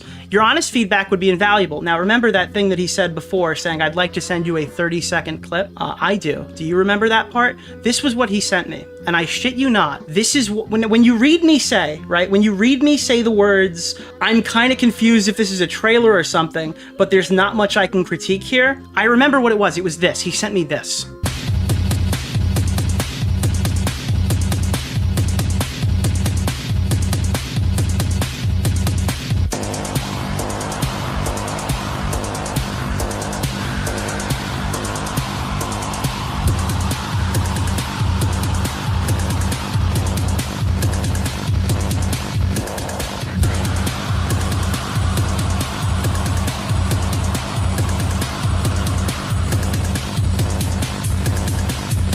So anyways, I wrote back to, and you said, I thought he sent you the first video. That video had been public release. So no, that's not what he sent me. He's talking about a 30-second clip that I signed a non-disclosure agreement for. That's why these messages are in order, right? That's why I sent a picture of it. You see this picture here? This is a picture of the video that he has since removed, right? And just even further, so you can point it out, it was called Something Intro Final. So this was a 30-second clip he said. I had no idea what the name of the video was. I had no idea what the metadata for the video was. He just straight up lied in his video and said that I fucking watched the whole Charlie video and was totally fine with it. So that's like crazy to me. I don't know why he chose to do that when I could just pull up my DMs. I didn't redact them. They're still here. So sometimes DMs that aren't redacted, I guess, are more valuable than ones that aren't. So I wrote, he goes, your honest feedback would be invaluable. And if you know anyone else appears in this video, I'd be more than happy to talk to him. So this video will be a continuation of your coverage on the pedo cult guy from the first video, and your overarching narrative is the compare and contrast of how influencers are using their platform with how actual predators operate, because the content creator viewer relationship can be easily abused. And I'm kind of confused if this is like a trailer or something, but there's not really much I can critique here. If the point is celebrity drama gossip gets shitloads of views and serious stories lack, I'm just trying to like pull anything I can out of here to be helpful. I don't know what happened. That would be helpful, Nick. Thank you. I said like maybe I can get this. Where is it? Oh, you're trying to trick me by saying we would love to have you after showing me a trailer. So again, I'm referencing this as a trailer for a video. When are you planning on releasing the full video? Next week, probably. I'm down to watch it when it comes out. Like all of this is saying that I have not seen the Charlie video. So like I don't know why he lied. And then I showed you what this was. This is the greatest cancellation of all time. This is the Charlie video. That would be very helpful, Nick. Thank you. More context. So then after this, right, he posts, hey Nick, we've released the new video featuring Charlie. Just keep in mind, that like the dates of these screenshots that he pulled up. So the work in progress trailer thing was on the 16th. So he posts this video on the 25th. So this is the actual video. Given your character and the insightful content you create, I'd really value your perspective on it. If I'd already seen the Charlie video, why would he DM me asking if I'd give him my perspective on the Charlie video after? Again, this is just like more evidence that he lied to me. And then I said, I'll take a look. We never spoke about it. I never provided anything about it. And then, hey Nick, do you have contact with Tommy or Kavos? I go, I might be able to, but I would recommend setting up a Tommy Calls a live stream. I doubt he would go in a private conversation. I can also hit up Kavos. So at this point, I've yet to see this video. And then I watched the video around 11:30. This is just 5 days later. And then I said, hey Max, I put out a tweet with some light criticism, probably one of the more measured ones, okay? So in his video, he says this. And then once he saw the backlash, he changed his mind to have a few light criticisms. And then after Mutahar... Okay, so the few light criticisms, it's an interesting thing that he says that, because I actually streamed my initial reaction to this. This was not... Like, if you can go check out my playlist, my live streamed reactions to these videos were initially cautiously positive toward Max, and then between these two streams across 10 hours, they get like significantly more critical as I realize what is happening here. After watching all this content, watching all the live streams, you get to watch my gradual shift in real time. It's interesting he doesn't note this, because I actually disclose in the first minute of this fucking stream that Max asked me to watch this stuff. This was not a secret, okay? I literally disclosed it before I did anything on my stream to my entire audience. You have to watch this one. This is the one I need to watch, but we're gonna do it all, okay? Because I told him I would, all right? Are the QR codes while he's talking about... I don't think the Tommy C rape QR codes are in a different video. The one where he complains about the comments, you told him you would watch that one? Yeah, he told me to watch that one.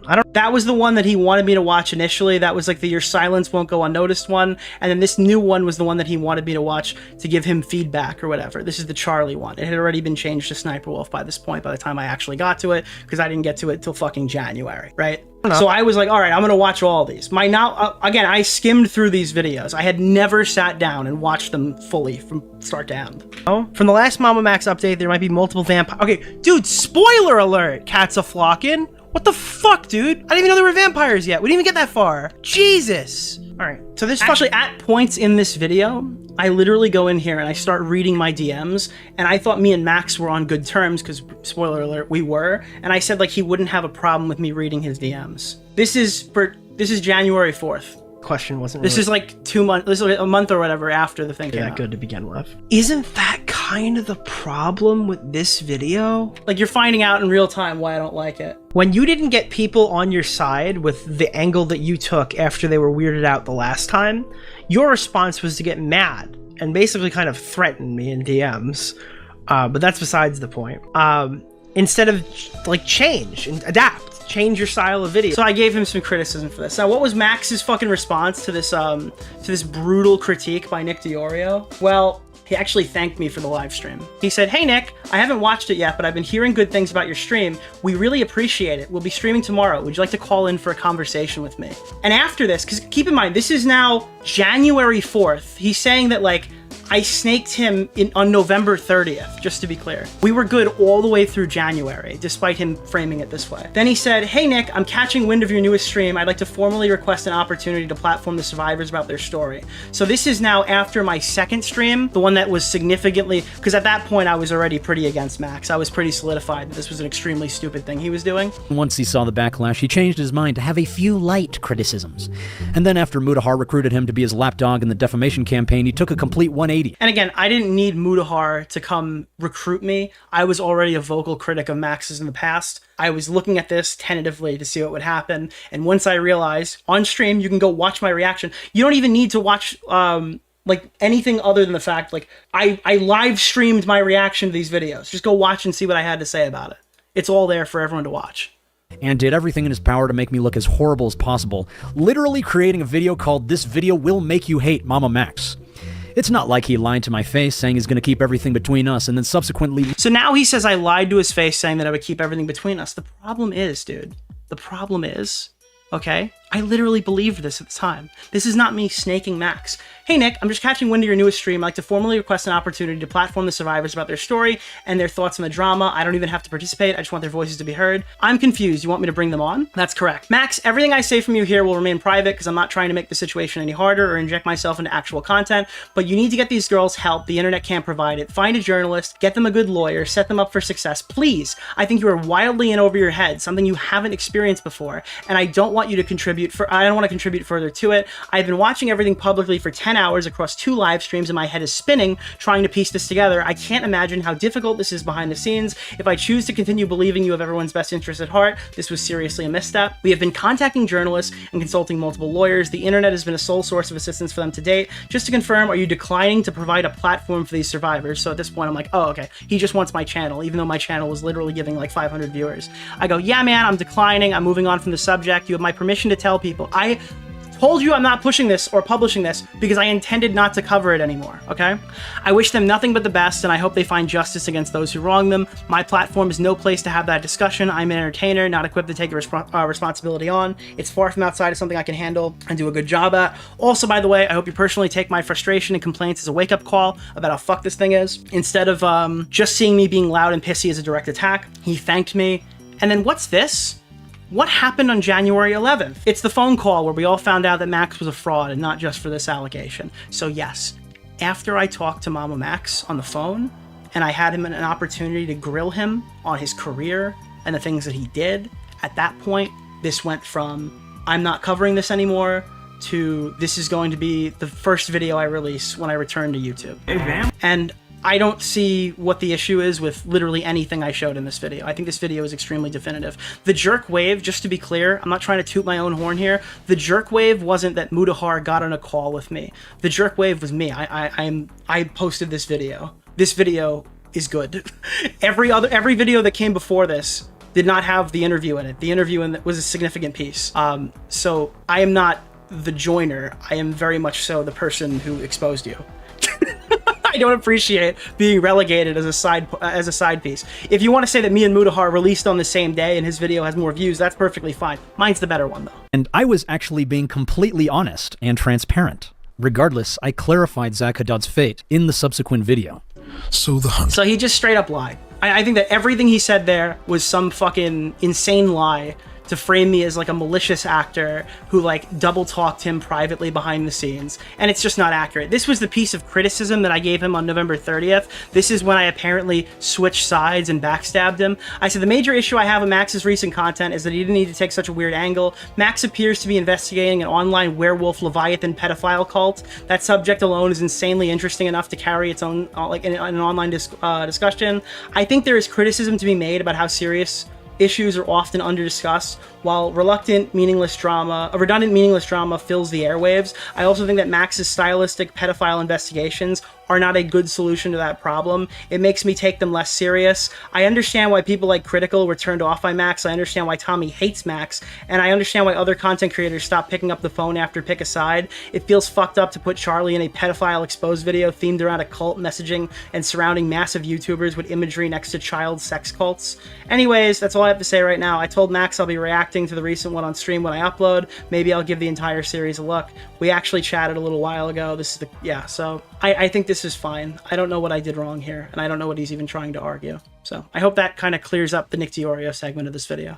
Jim, I'm glad you got... I just banged my head, yeah. ...a platform to speak your truth that was worm-tongued into you by Ryan, who no longer wanted to be associated with his best friend that was getting canceled. Okay, so now, here we are. He's going to show evidence that, I guess, Nexpo is like a snake or something. Listen, I will reiterate this a third and final time. If I got taken for a ride and these guys used me to platform their condemnation of their former friend to bolster some kind of career thing, I'll be the first one to apologize about it. I don't really like being completely defamed in your video, though, and lied about directly after you accuse me of platforming lies about you. Doesn't really feel super good. But that being said, I could definitely be the bigger man and admit that. I'm interested to see what Nexpo says. Yet the survivors and I have yet to be platformed by any of these people, some of which outright denied us a platform, despite the fact that we are direct sources of information for our side of the story. It's almost like this was an orchestrated attempt to keep us silent and only platform each other. What? Wait. No, that's not an echo chamber. That's a beacon of truth. Okay, so I'm not bringing on, and I said this before, I am not bringing on your survivors on, I mean, ask Hassan. I'm not bringing them on Ultimate Rape Review. Okay, I would literally be as bad as everyone says if I brought people on my shock jock asshole broadcast to bring legitimate like CSA survivors on so they could just tell their story to an audience of YouTube drama viewers. That's not the point of my platform. Yes, do you know what this was? This was a celebration stream where we were making fun of you. That's exactly what this was. It was after we released all of our videos. It was after your fucking credibility was completely evaporated. That is how we celebrated. Yes, we did this. And then anyone that was asking critical questions of them or showing support to me or the survivors were getting doxxed and harassed for having a different opinion than what cancel culture would allow for. Who was getting doxxed? What is happening here? So yeah, we don't have like an army of doxers ready to come after you. Yeah, that's really great, Jim. What he did to me pales in comparison to the damage he has caused to the women he allegedly abused and the victims of CS. I forget this. I don't want to put words in his mouth. Didn't Max fire at Kiwi Farms? I seem to remember that Max fired at Kiwi Farms. I thought he did. That would probably be where that came from. I don't think that's an us problem. Say that he's failed through his own narcissism and unchecked megalomania. I and my friends that you destroyed are moving on. The damage is done, but the healing has begun. Okay, so Jim. My side of the story. You know, I really wish that was something you guys would ask of them. They have failed to provide any evidence that I did all of this, and yet everyone believes. What I did was I took circumstantial evidence based off of two people who had known you. I had an actual witness. I had large YouTubers who had tons of things to lose. It's not like, oh, they're big YouTubers, why would they lie? I mean, there are big YouTubers on the platform who could suffer large-scale financial losses from lying about a story like this. And if they did, they should. Personally, that's just my 2 cents here. I'm talking about the guy who has falsely accused several people of being pedos, being accused by people who have tons of stuff to lose, of falsely accusing somebody of being a pedo. So, like, if you want to say I shouldn't have done that, be my guest. If I made a mistake, I apologize. I'd probably make it again. Like, this looks like a low-risk maneuver, to be honest. The only way to avoid ever being wrong in any type of situation like this is just choosing to not report on anything that is testimony based at all whatsoever. Which ironically, coming from MamaMax, the guy who wants us to believe that there's a cult of rapist fucking pedophile werewolves entirely off of spoken word testimony, I find it super rich to critique my video when I think I kind of have more than you do in some cases, but whatever. Them. And now the burden of proof is on me that I did not do these things. Apparently there's like 1,000 victim rapist vampire cult entirely based off of spoken word testimony, or at least that's what you're asking us to believe, so. It's actually impossible. How do you prove you did not do something? But I will show you what I do have. So this is my Discord correspondence with Ryan. He deleted all of his messages. I think because he knew I was going to expose him one day. There were many times he would talk shit about Jim, even videos where he would make fun of Jim. He deleted all of them. But I mean, feel free to read through my own messages. I looked up to Ryan like he was my older brother and always came to him for advice. Yeah, I think he doesn't want y'all to know that, since it contradicts his disavowing of me. Unfortunately for Ryan, you cannot delete messages from group chats that you've already left. Sorry, Nick, but you're gonna get caught in the crossfire. Is Nick Crowley? Is that who that is? You can blame Muda and Ryan for making me do this. So I believe this was regarding Creator Clash. What? What? Bro, I can't get away from the Ethan Hassan Destiny, bro. It's Nathan Barnett, bro. It's fucking dad, dude. Holy shit. Yes. Dude, he's like, Anissa's fucking up the event, Nick. Get back on H3H3. So I believe this was regarding... If you want to go to the boxing event, I can get you VIP tickets, and you can hang out backstage at the Creator Lounge. Tons of YouTubers are going to go. Dude, I'm gonna go crazy. Regarding Creator Clash? LOL. Do you not want to go? I thought that was for the call tomorrow. Is that what I said, idiot? You just fucking laughed, loser. I laugh at your lack of intelligence. You know who lacks intelligence? James, I'm gonna groom the shit out of you, Bagel, of NightDocs Media. So this is Nexpo making tons of jokes about like the alleged pedophile allegation of NightDocs. And a girl that we knew. He found out she was taken. So Ryan is implying that Jim only wanted single girls in his Discord server. Stop. Bro, what is the context behind this? No one knows. What the fuck, lol? The Jim lore is always expanding, I swear. Can't wait for his redemption arc. Jim when Kitten logs into Discord. Is this Jim? Is this Jim? Hi everyone, so I just wanted to hop on here real quick and tell you that I am actually breaking up with Jason. No. What do you mean no? I know. Yes. I know. Jason. Would you guys still be down to do part of the iceberg? I'm gonna pick it up next month after I get a few more vids done. I heard NightDocs is down for the part with young girls. Go suck his cock? Yes, that's all I do, to be honest. VidCon? Fell off? Huh? The fuck? I'm sick of you guys treating me like shit. So, but alright, this is what I don't understand, alright? If all of these guys, like, does this contradict, it contradicts NightDocs, not NightDocs, it contradicts, I guess, Nexpo, or at least he didn't disclose how much he was involved with the talking shit behind the scenes, I guess. But does this prove that Nexpo is the guy who created these allegations? Or is he just in a group chat with people who already know about the allegations, making jokes at NightDocs' expense? That's what I'm wondering from this. I'm gonna start a new friend group with I'm seeing this part for the first time. He made both of you, to be honest. Dude, this is a you're going down with me type, I don't know. Fell off. Damn it, is that a Jim moment? Bro, did you collab with him Pagel of NightDoc? Famous Webby-nominated YouTuber? Yeah, it was a NightDocs media production. He really went to bat for me this time. That's deep. Wanna hear something even more deep and heartbreaking? When I'm with you guys, I feel like I'm the low man on the totem pole. Bro, are you serious, dude? Come on, man. Shit, I feel bad, dude. If it makes you feel better, man, your content's trash and you fell off. But dude, you shouldn't feel that way. Honestly, man, I do. I know my content is far superior, but it's just the algorithm, man. Dude, just keep trying, bro. Maybe you'll hit the algorithm in 2047. LOL. Pathetic. Yo, what the fuck? How the fuck are you two going to turn me into a gym like this? Yo, what the fuck?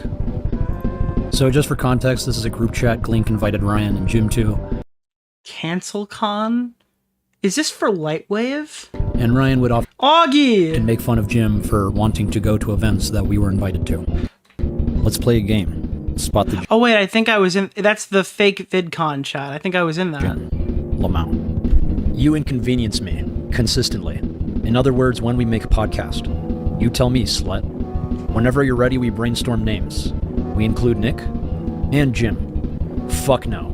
Ha ha ha ha ha ha ha. Can't have me without Jim. Podcast when? Finally got a name. The NightDocs Media Podcast, a subsidiary of NightDocs Media Incorporated, LLC, 2022. Fuck both of you seeing NightDocs Media live. Got any friends that might want random shit from my place? I got the couches, 2 beds, a lazy boy chair, 2 desks, office chair, 2 dressers, shelves, etc. Jim, I believe this was right. So I'm just wondering, is there any evidence here that like Nexpo spread the allegation outside of the group that literally already knew about it? And I don't know. Does anybody know if that's coming, or is it just them all kind of treating him like shit, I guess, through like conversations that he's not privy to? After Jim's house caught it's just literally bro talk. Fire, by the way. Write that shit down. That's the funniest thing you've ever said. I hope you continue to use it for years to come. I'm sorry I let you down. Lamau. Bro, what is the context behind this? Random DM last night. He's with Oki right now. Oki was asking me about Jim when we met him in LA. WTF, wait, this is for real? I told him we parted ways but didn't delve into detail. I guess maybe he's arguing that like they didn't drop him because of the pedo stuff. They dropped him because they fucking hated him and he was like a clout chasing loser. Is that what he's trying to say? The pedo stuff was just peripheral. I guess maybe that's the angle he's taking. 100%. It's real. So I'm assuming they talked about it. Did y'all get invited? No, it's still about the pedo stuff. I believe this was the He was a coat chaser, a clout chaser. Invite for Lightwave. He was a clout chaser. Yes, going. I think Jim might be there. LMFAO, typical. I'll ask. By the way, this is exactly what it's going to be like when we're in VidCon. If Bo Black shows up, this is going to be all my group chats. Like, oh, dude, look, it's fucking Bo Black's over there. Oh, guys, don't talk to any women. Bo Blacks will get jealous. This is exactly how it's going to look if he shows up to VidCon. Tell him the fucking deal straight. Right? Wait. Wavy. Is that not going to be our group chat if Bo Black shows up to VidCon? Bro, there was a Bo Black sighting at the event. Quickly, get in the Uber. We don't mesh anymore. Augie, run. He's in the next room. Get out of there. Nexpo, I sent you my response on Discord. No, Nexpo. Listen. All right, I'm not condemning you to the hell, but like, I need you to tweet your response and I'll read it. I'm not reading it off of your Discord call. I'm sorry. Somebody's got to use their platform other than me here, dude. I'm sorry. I need you to tweet your fucking response. I'll let them know. Boys, we merch trading at VidCon? What size shirt you wear, bitch, Muda? It's not a personal attack here, but I'm being accused of not doing my due diligence, so I'm ripping all support until I find out what's going on. Large? Gonna make you a walking advertisement like Jim did. So I'm no longer Nexpo. I'm officially. I will literally pull up your thing. If you tweet it on your account, I will read it on stream. But you need to post it. Docs. I'm a walking advertisement. So is Max. Hey, do you feel like I'm being used, man? Because you're walking ad. So I believe this was a text message from Nick to Ryan. I was right, man. Jim's making a statement. Shut the fuck up. What we do? Trying to get a coffee or what? So you can see here, Ryan was always very concerned about Jim speaking up. Holy shit, boys. Anyone see Jim's story? Deleted Instagram off my phone, what'd it say? Showed this tweet with a sappy message. Love it when someone decides that not only are they not your friend anymore, but they poison the well for everyone else you were friends with. Sounds familiar. I think I know who he's talking about. I'm telling you, dude, he thinks everything is 100% me, I know it. It is. So I'm half joking here. Clearly, we are all accountable for shit-talking NightDocs. Okay. Alright, fine. That was gonna be what I was gonna say, but up until Mudahar was involved, Ryan was the most vocal about Jim. I don't know if does it matter who's the most vocal? It matters who spread the allegation. Fuck you. I need to and it matters if people brought it outside of the group. Talk to you, please. Bro, stop. Photoshopped. LMFAO. You gonna talk to him? No, I don't think I will. So I believe this was during Pick a Side YouTube. Jim was fighting off the commentary channel. Oh, look at this. NightDocs. DeOrio, shut your fat fucking jello pudding face, you lunch table reject. Be a part of a solution for once in your miserable, wretched life. Hashtag pick a side YouTube. Dude, I'm actually in tears reading this. Oh my fucking god. Ha ha ha ha ha. Again, this is why, and again, sorry, this is why MamaMax was allowed to do his bullshit for as long, because these guys astroturfed him and didn't critically look at his content. Channels. You sure do know how to win a man's heart. Always with you, dude. He reached out to me so many fucking times and you said not to reply and that you had him blocked. So I don't remember ever saying this. So a few months before, I asked Ryan if we should block him, and he told me yes. But it's funny, right? It's funny, right, that he'll show this. He'll say that I jumped him out of nowhere, when he'll actually show in the video that I was literally critical of him before I was nice to him. Okay, I had my doubts about this guy for years. Remember ever saying this? So a few months before, I asked Ryan if we should block him, and he told banter about a dude who Max convinced us was a creep. Also, everything Proc says is false and I have receipts for it. Not gonna give attention to Max on Twitter. Then I don't know, dude, go ask Mudahar. I'm sorry, I am not fucking being dude, you guys are million sub YouTubers, okay? Why are you dealing with all of this on my fucking stream? You have like so many different locations you can place this, okay? It doesn't have to be me publishing it on your behalf. Told me yes. So I actually didn't tell him to block Jim, I was just asking if we should. But I didn't want to block Jim because I felt he was owed an explanation from the both of us. But whatever. Now he 100% thinks I'm the one talking shit about him pulling the strings here. I can talk to him about it if you want. Or we can. Or just not say anything more, I don't know. Up to you. That put me in a shitty spot. I just read ahead, like dude. Asshole. I'm sorry, man, I didn't even think about that. We should talk to him together then. Shut up. Kill yourself. Why do everyone in Squid Game look the same? Why does everyone in Squid Game look the same, bro, dude? He of course had to add that last one in there. Jesus. Yeah. Something to note about YouTubers. They spread a lot of rumors. They love to gossip. Yeah, everyone knows this. Everyone gossips. There's tons of bro talk everywhere. And they love to appear like they don't. I don't. I do this all the time. But they most certainly do. Keep in mind, this is only what I have saved. There was a lot more in my DMs with Ryan, and it was much worse in person. It's also pretty interesting that Ryan has privated all of his all right, but who said he was a pedophile? cringe That's kitchen all I want to episodes know. with me and Jim. And if you go to the ones that are still public, you will notice his audience thinks it's because of my involvement. But all of his videos with me are still public. I think he might be trying to hide some things in those videos that could verify what I am saying. So actually, I'm going to be joined by MamaMax and NightDocs. Let's get some music going. That's the proof. And NightDocs knows I'm not the type. Does he call them nightcocks? To talk. This is Tommy C at 25. At like parties. I'm a pretty quiet guy. MamaMax Nexpo tweeted it. Thank you. and NightDocs do live together. Yeah, he's actually upstairs right now, working on. I think he's working on his next video right now. You know, he'll be standing there. You might not be saying much, and then you hand him a camera, and things just start happening, and it's really cool. But people who love to get drunk and run their mouths, that is Nexpo and Mutahar. Luckily for Mutahar, I don't have any evidence of him calling Jim a predator. He mostly did that in person when he was drunk, but from my memory, he was very vocal about gossiping not just about Jim, but pretty much every other creator that thought they were his friend. Is he gossiping to other people, or is he gossiping to the group of people who are all knowledgeable? Muda is a wonderful, wonderful human being. You guys have, like, he is exactly, like, hard to keep up. Is like Nick Crowley. Nick, what the fuck are we watching? Bro. I need you to tell me, man. Max, what are we watching, dude? Trust me, just watch. Shut up, Nexpo! I don't even know what I'm doing here. Get me out of here. But he's probably going to defend himself and his friends. But that's okay, because there's one witness who is brave enough to speak up today. Hi. Why does he look like Turkey Tom from the South? Friends. But that's okay, because there's one witness who is brave enough to speak up today. It's like Turkey Tom was born in Texas, not like moved or whatever.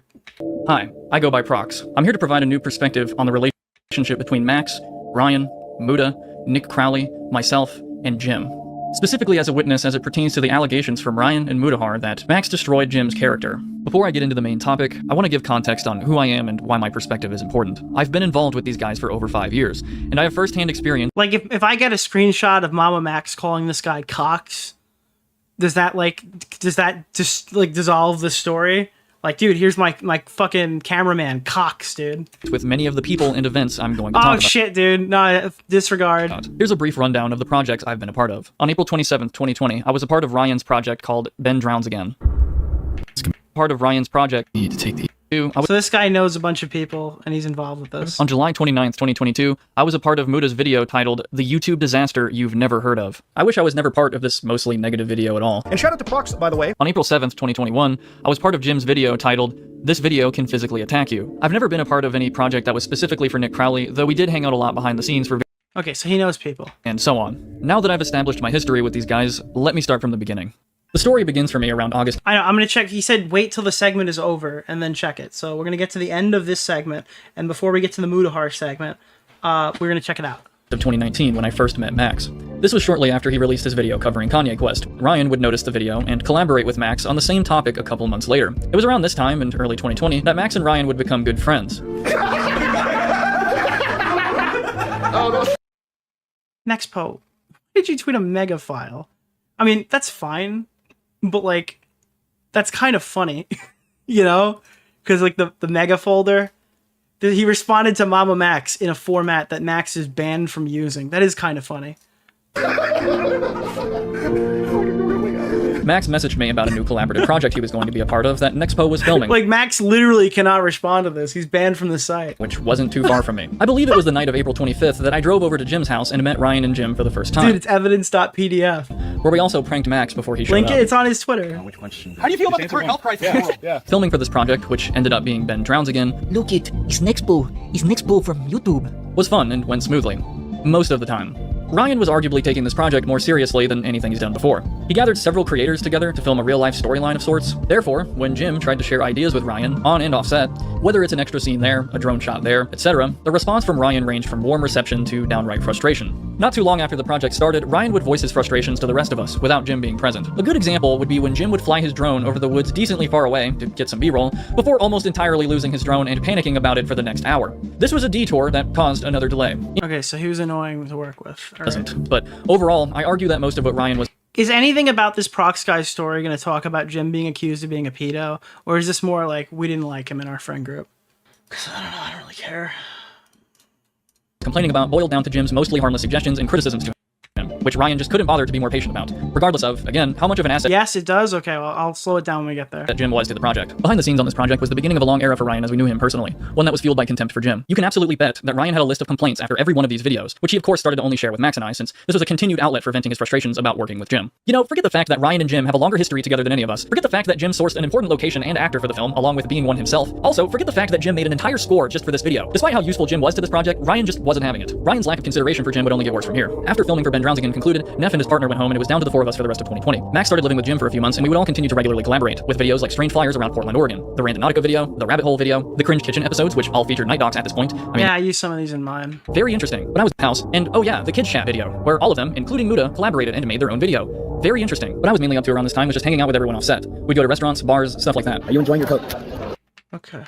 Waitress at the time, as he's done on Okay, it's the waitress story. This is actually something that is relevant to the fucking video. Holy shit. multiple occasions. Though this moment was ultimately harmless, it did bring up a discussion among the rest of us about this behavior. Max has stories of Jim flirting with waitresses. So does Ryan. So, much later, when Ryan says this... Another story that led to more of Max believing Jim to be, I guess, a creep, and it involved one trip to a restaurant that he and Jim had way back when Max was living with Jim. Apparently Jim was, making moves on the waitress and, continuously hitting on her, and he just wouldn't stop. He is insinuating that Max is the only one with stories like this, and that Max was the only one who thought that Jim was acting inappropriate toward waitresses. Already in just this instance of this video, Ryan is either intentionally deceiving everyone by saying vague and manipulating facts, or after all these years, he's just turned into an idiot baby that genuinely forgot everything. However, when 2020 was starting to end and Max moved out of Jim's place, an evolution happened. Instead of complaining about Jim's behavior, why don't we just make fun of him? All the time. A group gossip tradition of sorts, spearheaded by Ryan, since, from what I remember, making fun of Jim would be more than half of the things he's ever said around me. I'll do another one.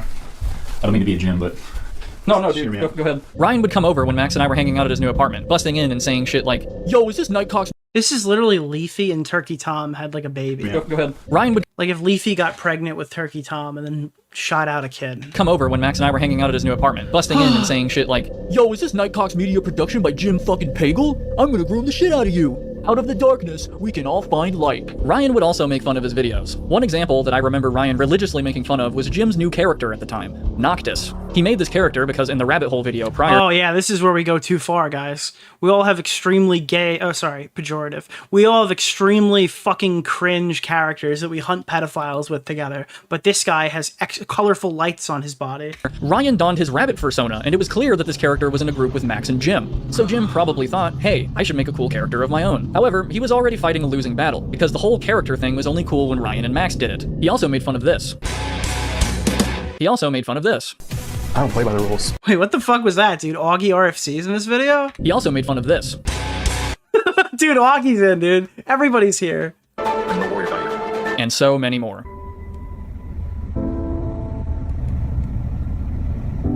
Dude, he's inside of a Tesla Model 3, dude.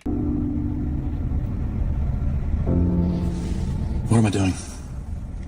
You got fingerprints on your screen.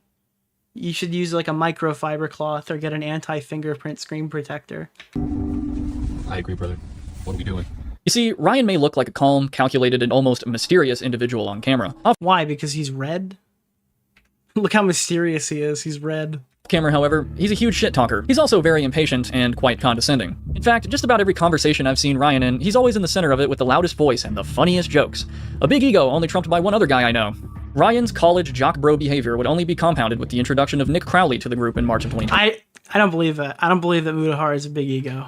I simply do not believe that's the case. Not because Nick was particularly brutal to Jim or anything, he was always very toned back about it compared to what Ryan would spit out daily. And he was a bit late to the Jim lore, but because Nick was involved with the boys now, and there's another cool bro in the group, meaning Ryan has another cool bro friend to boast to, wait, what if we replaced Jim? And yeah, that's exactly what happened. Ryan's been wanting to cut Jim out for a long time, and he took this as the perfect opportunity.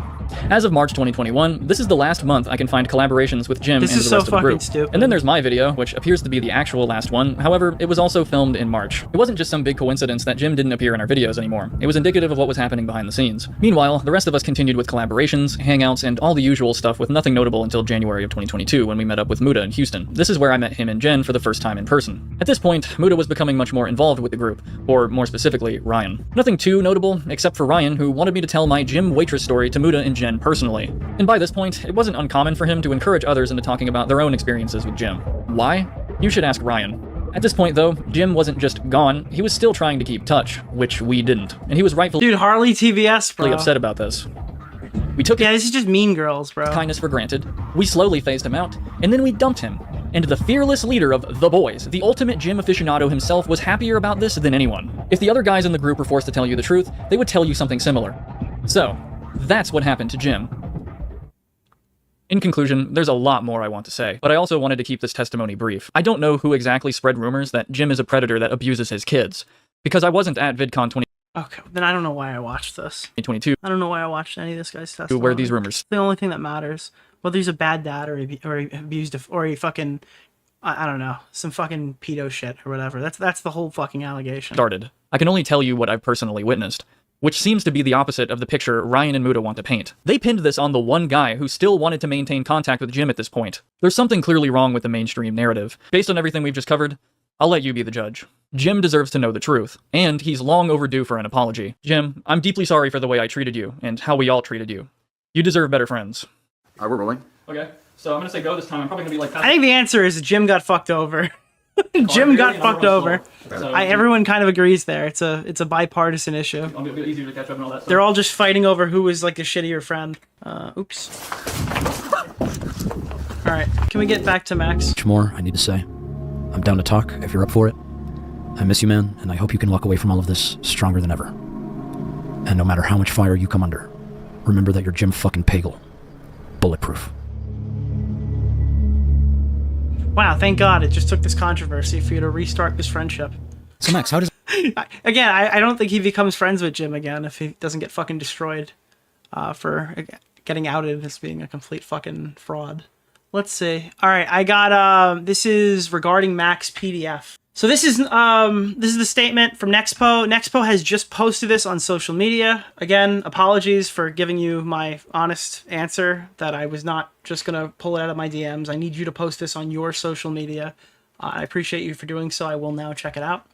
TLDR, in May 2021, Max convinced Nick Crowley and I that NightDocs Jim is a creep, backing up the claim with the story about him unzipping his pants to someone who later claimed to be a minor, among other stories from months of living in Jim's home.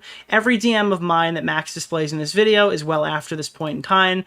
Jim and I spoke privately and resolved all of this a year ago. I'd like to take you guys to the start of the ordeal. In May of 2021, Max and I flew out to Buffalo, New York to visit Nick Crowley for a guy's trip. This is a screenshot of an image. Okay, this is Buffalo, New York, and the timestamp is on the screen. Loaded full resolution, 8.4 megabytes. Megaballs, dude. It's got on megaballs.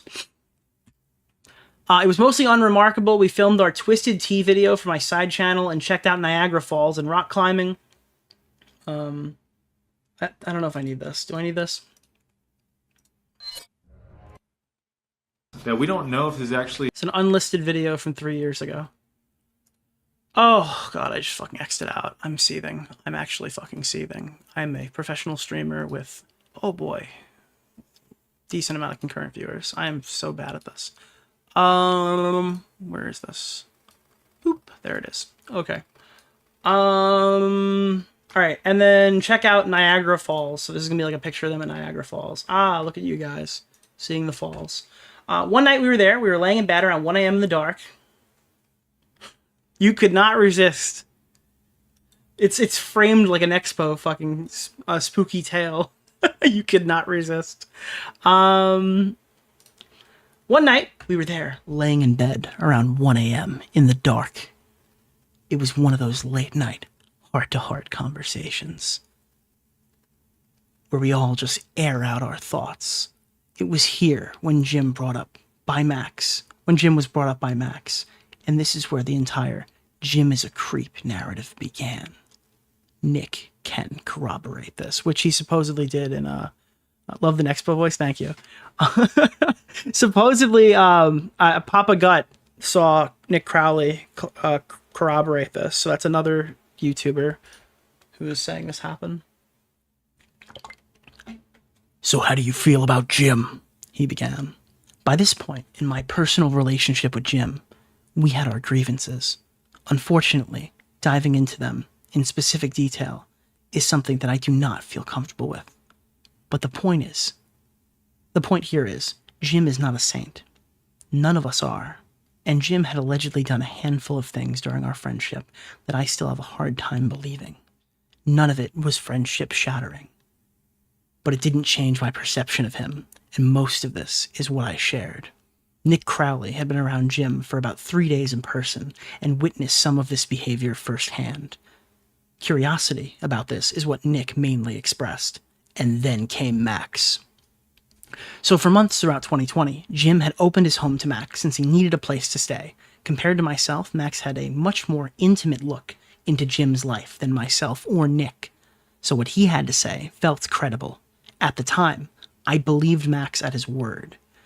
During his portion of the conversation, he explained how there was a myriad of issues that added up to him about Jim, and that we should all collectively cut ties with him. This was the first incident where he, verbatim, called Jim a creep, stating that he would consistently have to feed his daughters cereal because Jim was too busy working on videos when they were hungry. He stated that Jim had an incident on Discord where he was caught unzipping his pants for someone who, after the fact, claimed they were a minor. He claimed that him and Prox had witnessed an incident where Jim was hitting on a waitress and said that the two should spit roast her, claiming that Jim whispered a sexual remark about my neighbor's wife directly to him on one of the nights we all hung out at my house. As a reminder, this conversation was happening in May of 2021. During this era of Max's channel, he was effectively known as the YouTube Predator Hunter. He had caused such a stir online that nearly everyone in the commentary or horror sphere at least caught wind of who he was. So again, regardless of the length of the friendship as Max claims against me, I met Jim in December of 2019. Full resolution, 8 megaballs, okay? Max met him in January of 2020 at the Henry B. Gonzalez Convention Center. Max lived with Jim for months. He had access to facets of Jim's life that none of us had ever known about, giving him a facade of credibility that I mistakenly took at face value. That night, Max convinced Nick Crowley and I that Jim Pagel was a creep, and this is where the entire narrative began. Not from myself, not from Mudahar, it came from Max. Every DM you see coming from me was well after this revelation. I'm making jokes and dogging on a person that I was falsely led to believe was a predator by a friend who mistakenly I believed was credible. The fact that Max has been caught in so many lies and even admitted to doing so in my to my face at Creator Clash 2, bro, I can't escape the drama, dude. Holy shit, Creator Clash 2 is why I reached out to Jim and spoke about this a year ago. Curiously, many of the people that Max manipulated and burned for years came out of hiding after I made a statement, all sharing stories about how Max manipulated them when he was done with their friendship and bullied them into silence. I am embarrassed how I allowed myself to become so close and so duped by a person like this. This entire fiasco took place 3 to 4 years ago now, and while I'm ashamed to have DM'd what I did, it was a reactionary response to the information that someone who I thought was a credible friend had drilled into my head. The DMs of mine he shares were immature and demeaning and are not representative of my character at all. I have loads of personal and professional references that can testify to my character that have also met Max, Jim, Prox through me. I can reach out to them for statements as needed. Genuinely, I am sorry for the remarks I made and my involvement in this. I blindly believed a lie that I can never take back. To Max. What is this? I guess she saw it and she was like, I'll make an Instagram post about him being a rapist, pedophile, animal. She didn't actually say, she wasn't her who said pedophile, animal abuser, but being a rapist and physical assaulter. It was kind of like an offhanded remark. Like, wait, what? Whoa, what is this, dude? What the fuck is this? For doing that. And then I guess she saw it and she was like, I'll make an Instagram post about him being a rapist, pedophile, animal. She didn't actually say, she wasn't her who said pedophile, animal abuser, but being a rapist and physical assaulter. It was kind of like an offhanded remark. Like, it wasn't, he is. I'm confused at what I'm hearing, though. So mad at Olivia for doing that, and then I guess she saw it and she was like, she saw it. Who is she?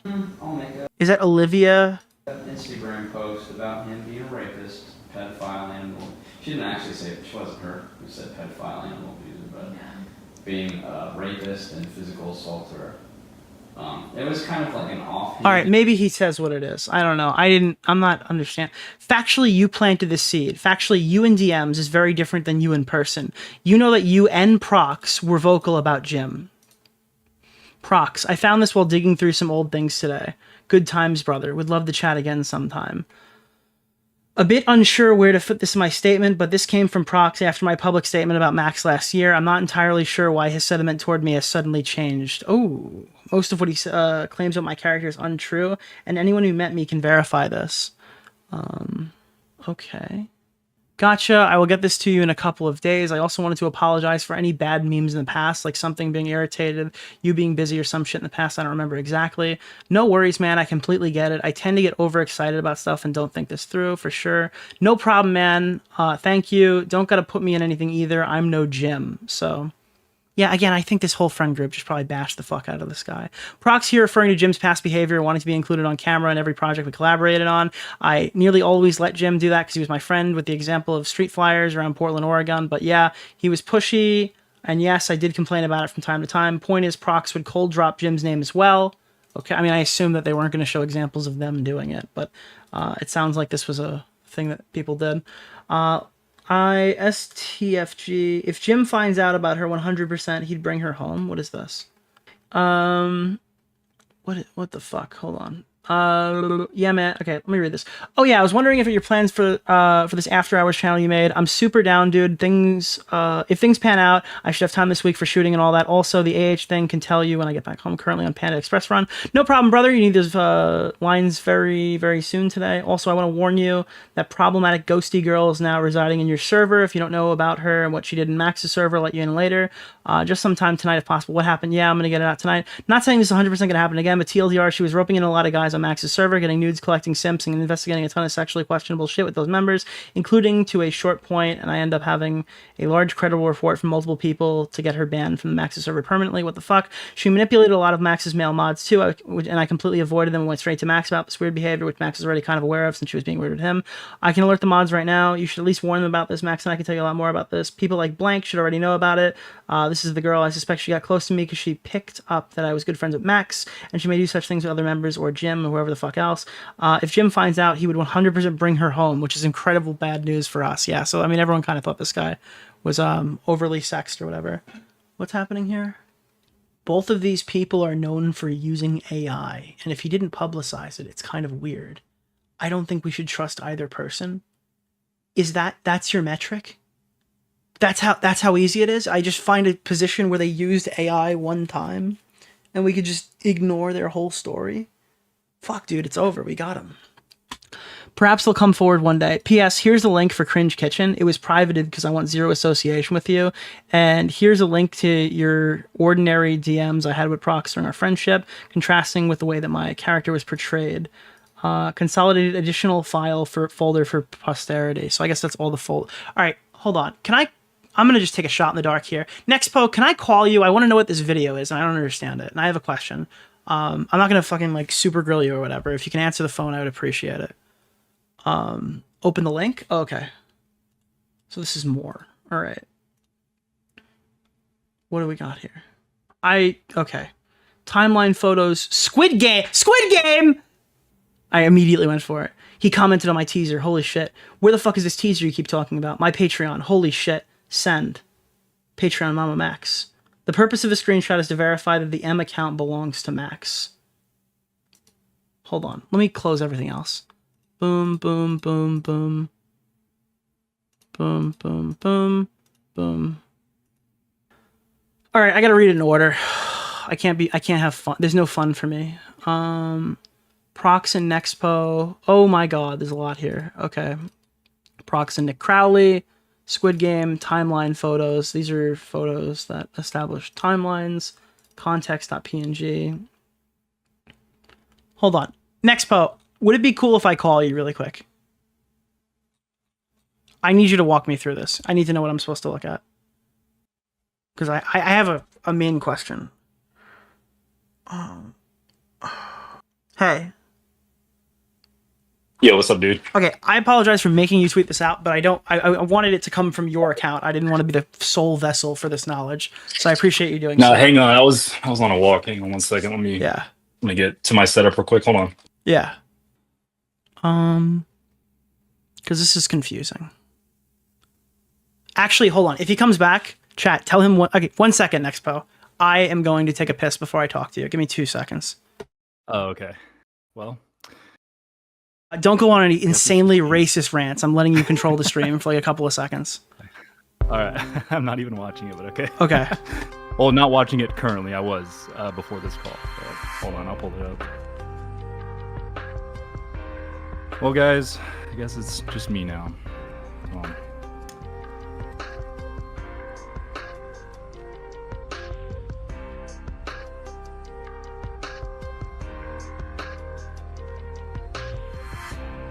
Okay, so I guess before Nick gets into it, pretty much like everything that Max shows in the video came well after he planted the seed of him being a predator. Like that is just, that's the start and the end of it, and it just took off from there. So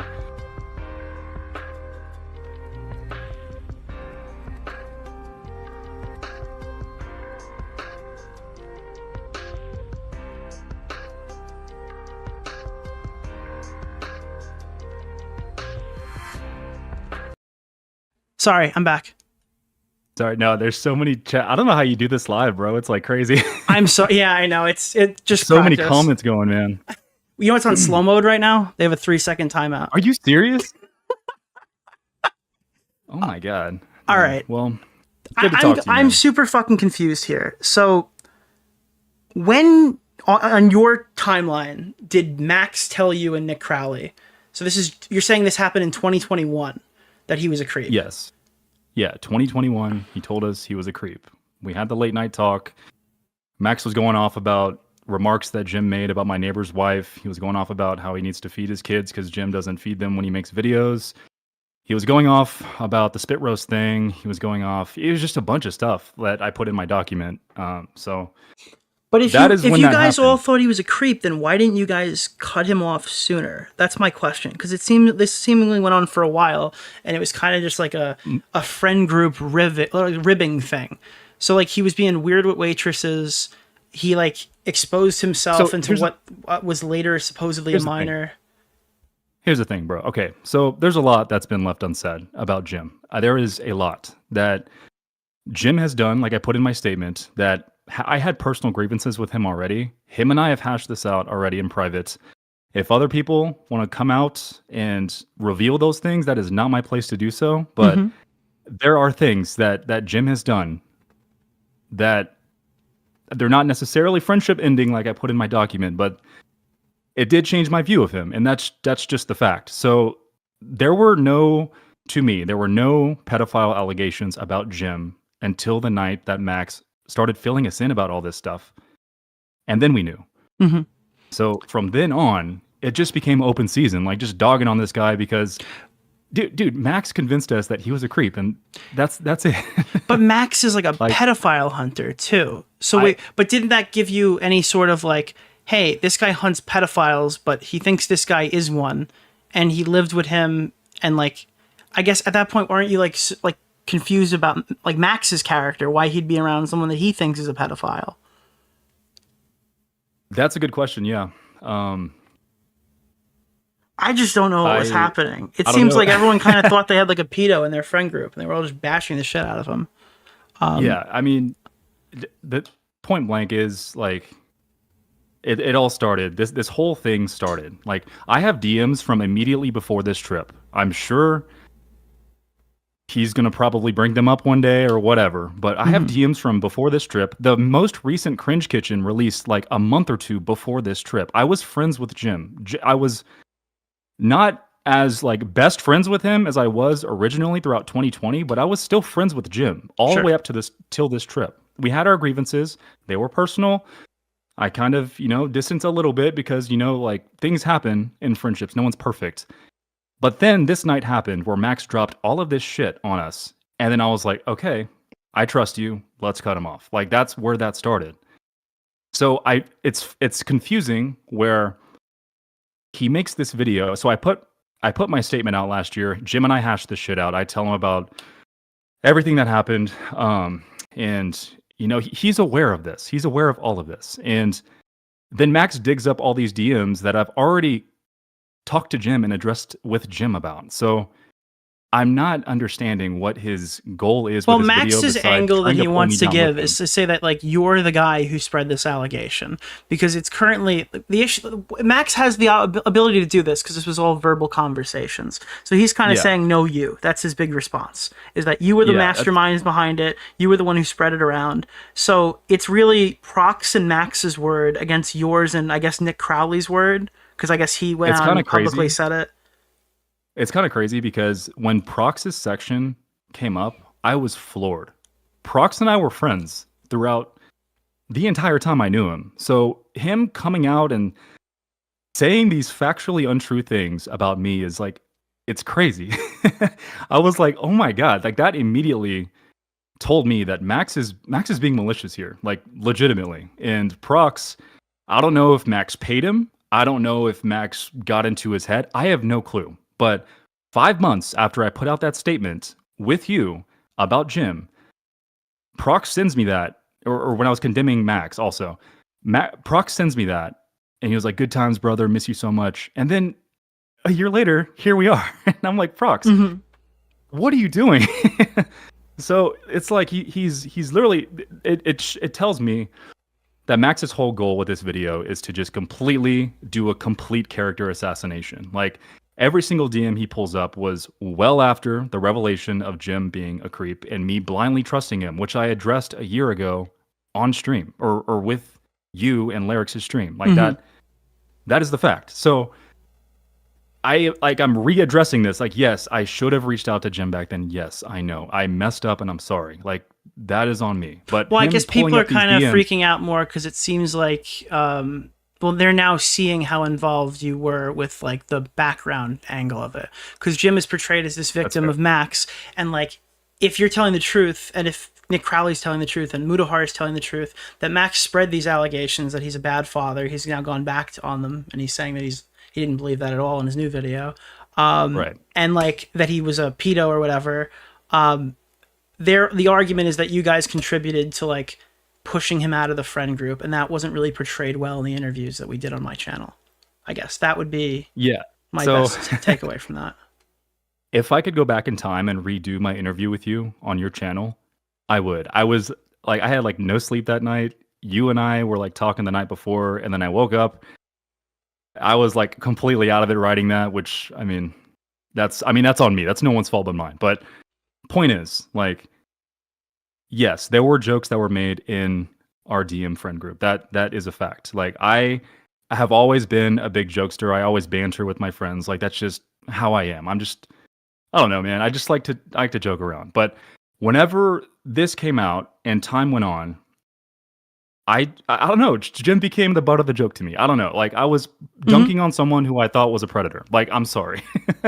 I cut him off because, like and I he was said, already I cut believe off Max by is this credible. point, or were you still associating Yes. with him when you thought he was a predator? I find it interesting that Max brought up so many things about me constantly asking about Jim during our friendship, which was not the case at all. I really loved being around Jim. He was really fun. I always invited him to things. We went to the beach together. He can corroborate this. He came to my wedding, which Jim can corroborate this. He would always come over for 4th of July, garage hangouts, all of these things, just to hang out during COVID. And Jim can corroborate this. Like, I just don't understand why Max is doing this character assassination, because it's factually untrue. Like, all these things are untrue. Yes, I had DMs. Yes, I had jokes in the group chat. Yes, they were to Nick and they were to Max. Yes, I joke around and I'm sorry. But when it comes to perpetuating this narrative that Jim is a pedophile to everyone around us, no, that was not me. I'm not out to get Jim. I never have been. Will you say definitively that you didn't spread it outside the group of people who already knew? Yes, I did not spread it outside the group of people who already knew. Yes. Okay. And that is why I'm so fucking thrown off by this, because I even put it, I put context in my Mega Drive, which now it is kind of funny, like that Max can't access it after you brought that up. I didn't even think about that, but I did put context to one of the things that Max does share in his video, that yes, I was approached by Oki at the VidCon that got canceled in 2021 in that October. And yes, he asked me about Max, or asked me about Jim, and no, I did not disclose any details to Oki. I told him that yes, we separated, but I don't really want to talk about it. Like that's kind of as far as it went. Oki pried a little bit, but I didn't want to share this with anyone because I don't want to. I liked my friendship with Jim, and I don't know, man. I didn't want to like bury him, you know. I don't want to. But I didn't want to poison the the well only for issue. everyone. I don't mean to like. I don't want to be like a dick, but like if he's a fucking predator, you know, then maybe like you want to bury him. Maybe I don't know. I don't know. I just didn't want to. I didn't want to be the one to channel that information to other people. I just wanted to cut him off and move on. Is that fucking? Oh God, Billy Mitchell. Discount code Carl Lost. Nicholas DeOrio approved hot sauce. That just fucking happened right now. That sounds good. That's really Billy Mitchell. Okay. There's one. This is a question that a lot of people are asking: is how come you deleted your DMs with Max? Because I knew he was going to create a false narrative about me, like he did in this video. But it was knew he specifically going to- with Max. You didn't like wipe them everywhere. You deleted them with Max. Yeah, no, I did it the day I spoke out about Max because I knew this day was coming. I know how Max is. I know he is really good at telling a story, and he's really good at picking very specific DMs out of context to show people to portray a story. And in this case, he did so anyway by bringing procs on and filling in the gaps at the beginning of my section with all these false points about my friendship with Jim and me being so interested in the background about Jim. So basically, yes, I did delete everything because I know how Max is. Max is a liar. He's told me that to my face, that he is a liar. But how did you delete all of your DMs? Did you do it manually? Yeah, I did it manually because like I don't want him making any false narratives about me because I know he would. But you don't have like your own copy to refer back to? No, I don't. You didn't use like Redact that has like the log feature? No. Unfortunately, no. Okay. So I guess what am I looking at with this audio bite? I didn't understand when I was watching this. This is one of the reasons I wanted to bring you in here. So this is this Right. Max's voice talking about a pedo allegation? It's Max's voice, I believe, talking about Olivia, his ex, and I didn't even realize I had it. I didn't even realize I had him talking in the background of any of my videos. I was just going through stuff, trying to cross my T's and dot my I's, and I don't know. That was just something I threw in there just to show that Max does talk in person. Mm-hmm. That is a fact. Okay. So he claims in his video he's a quiet guy who doesn't say anything. That's not true. All right, look, I can engage with this a bit because I think that in the previous segment, Max just straight up lied about me, and I had the screenshots to pull it up, and I was able to go through it point for point for point. So I'm not like gonna say that I think like I believe that he's infallible here, and he's making like inarguable statements about this. But this does kind of muddy the water. It's literally just like a he said, she said.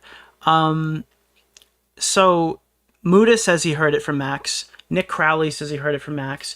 You say he heard it from Max. Apparently the procs guy was on your side up until very recently, and now Max says Max and procs say he heard it from you. I don't really know how I would possibly be able to figure out what happened here. Yeah, I mean, I included a bunch of. I mean, I included a bunch of just like normal DMs with procs. Look, I believe that they were. I believe that you guys had a group chat, and NightDocs was Okay. like the butt of the joke for like 2 years. I fully believe that. I believe that they treated him like shit. I believe that you guys treated him like shit. I believe that he did weird shit. I don't see a pathway where I can find out who's the guy who said he fucking was a pedo and he was like a terrible dad. I'm not really sure how I can definitively come to any conclusion. Right. The point for me is the whole reason I made my statement is Max, like I said, in his whole chapter on me, makes it an absolute point to paint me out like I'm some criminal mastermind asshole who just constantly talks about Jim to everyone I see at all times. And my statement's just to put it out there that is not who I am. I do not do that. Any creator that I've met, anyone from VidCon, dude, like all your friends, like, or I don't know if you're friends with him, but people that were at like the VidCons, like I mean, Turkey Tom, Wavy Web Surf. Me, Wavy, Turkey Tom, we gossip and talk shit all the time. Yeah, like Ghost Gun, like all those guys. Like, dude, they can corroborate this. I that's why I don't know. I feel confident that they can corroborate all this. It's silly that he's doing the no you thing. That's exactly what he's doing. It's like, no, I didn't spread this, but the whole point here is he's lying and I'm not. So, I mean, I don't know. I'm confident that, people may come out of the woodwork to speak on it, but I wanted to put my piece out there because, like he says in his video, there are two sides to the story, and here's mine. So. Well, I appreciate the extra info. I'll look for anybody else who comes to talk about it. Okay. Yeah, I think that's probably all I can say about this. Thank you for clearing that up. Yeah, of course, man. It's good to hear from you. You too, buddy. Peace out. All right, see you. All right, so I don't know. I'm not really sure what I'm supposed to do with that then. It's just, I can't really make a definitive one side or the other thing. Yeah, I think that Nexpo sounded super nervous in the call, but like Nexpo is not a live streamer, so I think that's a reasonable state to be in. But yeah, we're not really any further than we were at the beginning of the segment. I have testimony from two people. There's now testimony from other people. Both people have a reason to lie about the other people. So I'm not really sure what conclusion I'm supposed to come to here. Individually deleting DMs is odd. I would just use redact, and that way I'd be able to keep a log of all my messages that I can go back and look at. I don't necessarily think that every single person bashing NightDocs means that any specific person was the one that made the initial claim, and it seems like all that was in a it seems like all that was verbal, so I don't know how I would be able to vet that. Is that it? Or even as a screenshot? I know for a fact if I'm deleting DMs, I'm fucking screenshotting or screen recording in some capacity, because I would be nervous that I would need to then find those DMs if somebody had gotten them before me and then I don't have them anymore. Do you think he'd cut him off or was only making these jokes? I think my biggest takeaway from this whole situation, and we're probably going to move on after this, my biggest takeaway is that MamaMax, astounding pedophile hunter, was cracking jokes because they thought they had like a fucking child diddler former friend and nobody said anything about it. I think that was my takeaway in the very beginning too. I think this is did I not say this in the video? Is this not like the same take I had when I watched it the first time? Is that him? Here. First video by Max without anyone in his audience or social competitor. Max didn't even feel the fact that after another of things that were out of my control. There's also the lingering fact that NightDocs is a father with children in his home. Reminder, these allegations never made it outside of Max's social circles. If Jim was a predator, Max didn't even feel compelled to get the message out to anyone who could get those children out of his home. In reality, the most likely yeah, I mean, this is still how I feel about it. My position hasn't changed. I think more charitably, I could say that everyone who was making fun of him in his group chat thought that he was a creep with a kid. So I don't know. I don't really think there's any heroes here. I don't think. I think there's a whole lot of Omni-Mans. I don't think there's a whole lot of heroes here. Conclusion is that Max is lying. He doesn't have conclusive evidence that NightDocs messaged a minor. If he did, he would have come forward with it years ago. Max's unearned credibility in this time frame allowed him to make unlimited, unsubstantiated predator allegations, which is true. He was allowed to just make the stuff that he said towards Tommy was unreal. Without anyone in his... There's the stuff about his ex's boyfriend. Audience or social circle questioning him. Last video, we found out he did this to Anthony Field, and now it appears he's done this again to NightDocs. I could literally cancel you, and I choose not to. I omitted Angry Slug from this. I went out of my way to hide him because he put a watermark on it. It's true though. It's the truth. I'm the friggin' pedo hunter. So which is it, Max? Were you protecting a child predator through years of silence? Or did you maliciously lie to destroy a YouTuber's career? I'm looking forward to hearing that section of your Silencing All Survivors documentary. I'm concerned about Max. Max? I'm literally concerned about Max. I'm not really mad about how this video aged. I don't know if this is... I haven't been convinced that my argument's wrong. I don't know. I don't know, dude. Yeah, I'm glad we have the Wiggler now. Yeah, it's better than the old setup. I still think your video is the most clear. I don't know. It just seems like now that there's an alternative side to it that they can look into.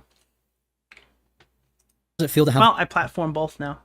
Leviathans come for you? Not good, I assume. I mean, you did end up being revealed to be a... All right, so from here on through, we're going to go through Mudahar's stuff. That's going to be pretty quick. And then we're going to go through the Spencer stuff, and then we're moving across to Ethan Klein. So this is going to be a lot faster now because we don't really have much else to cover. There's not much ground here to clear.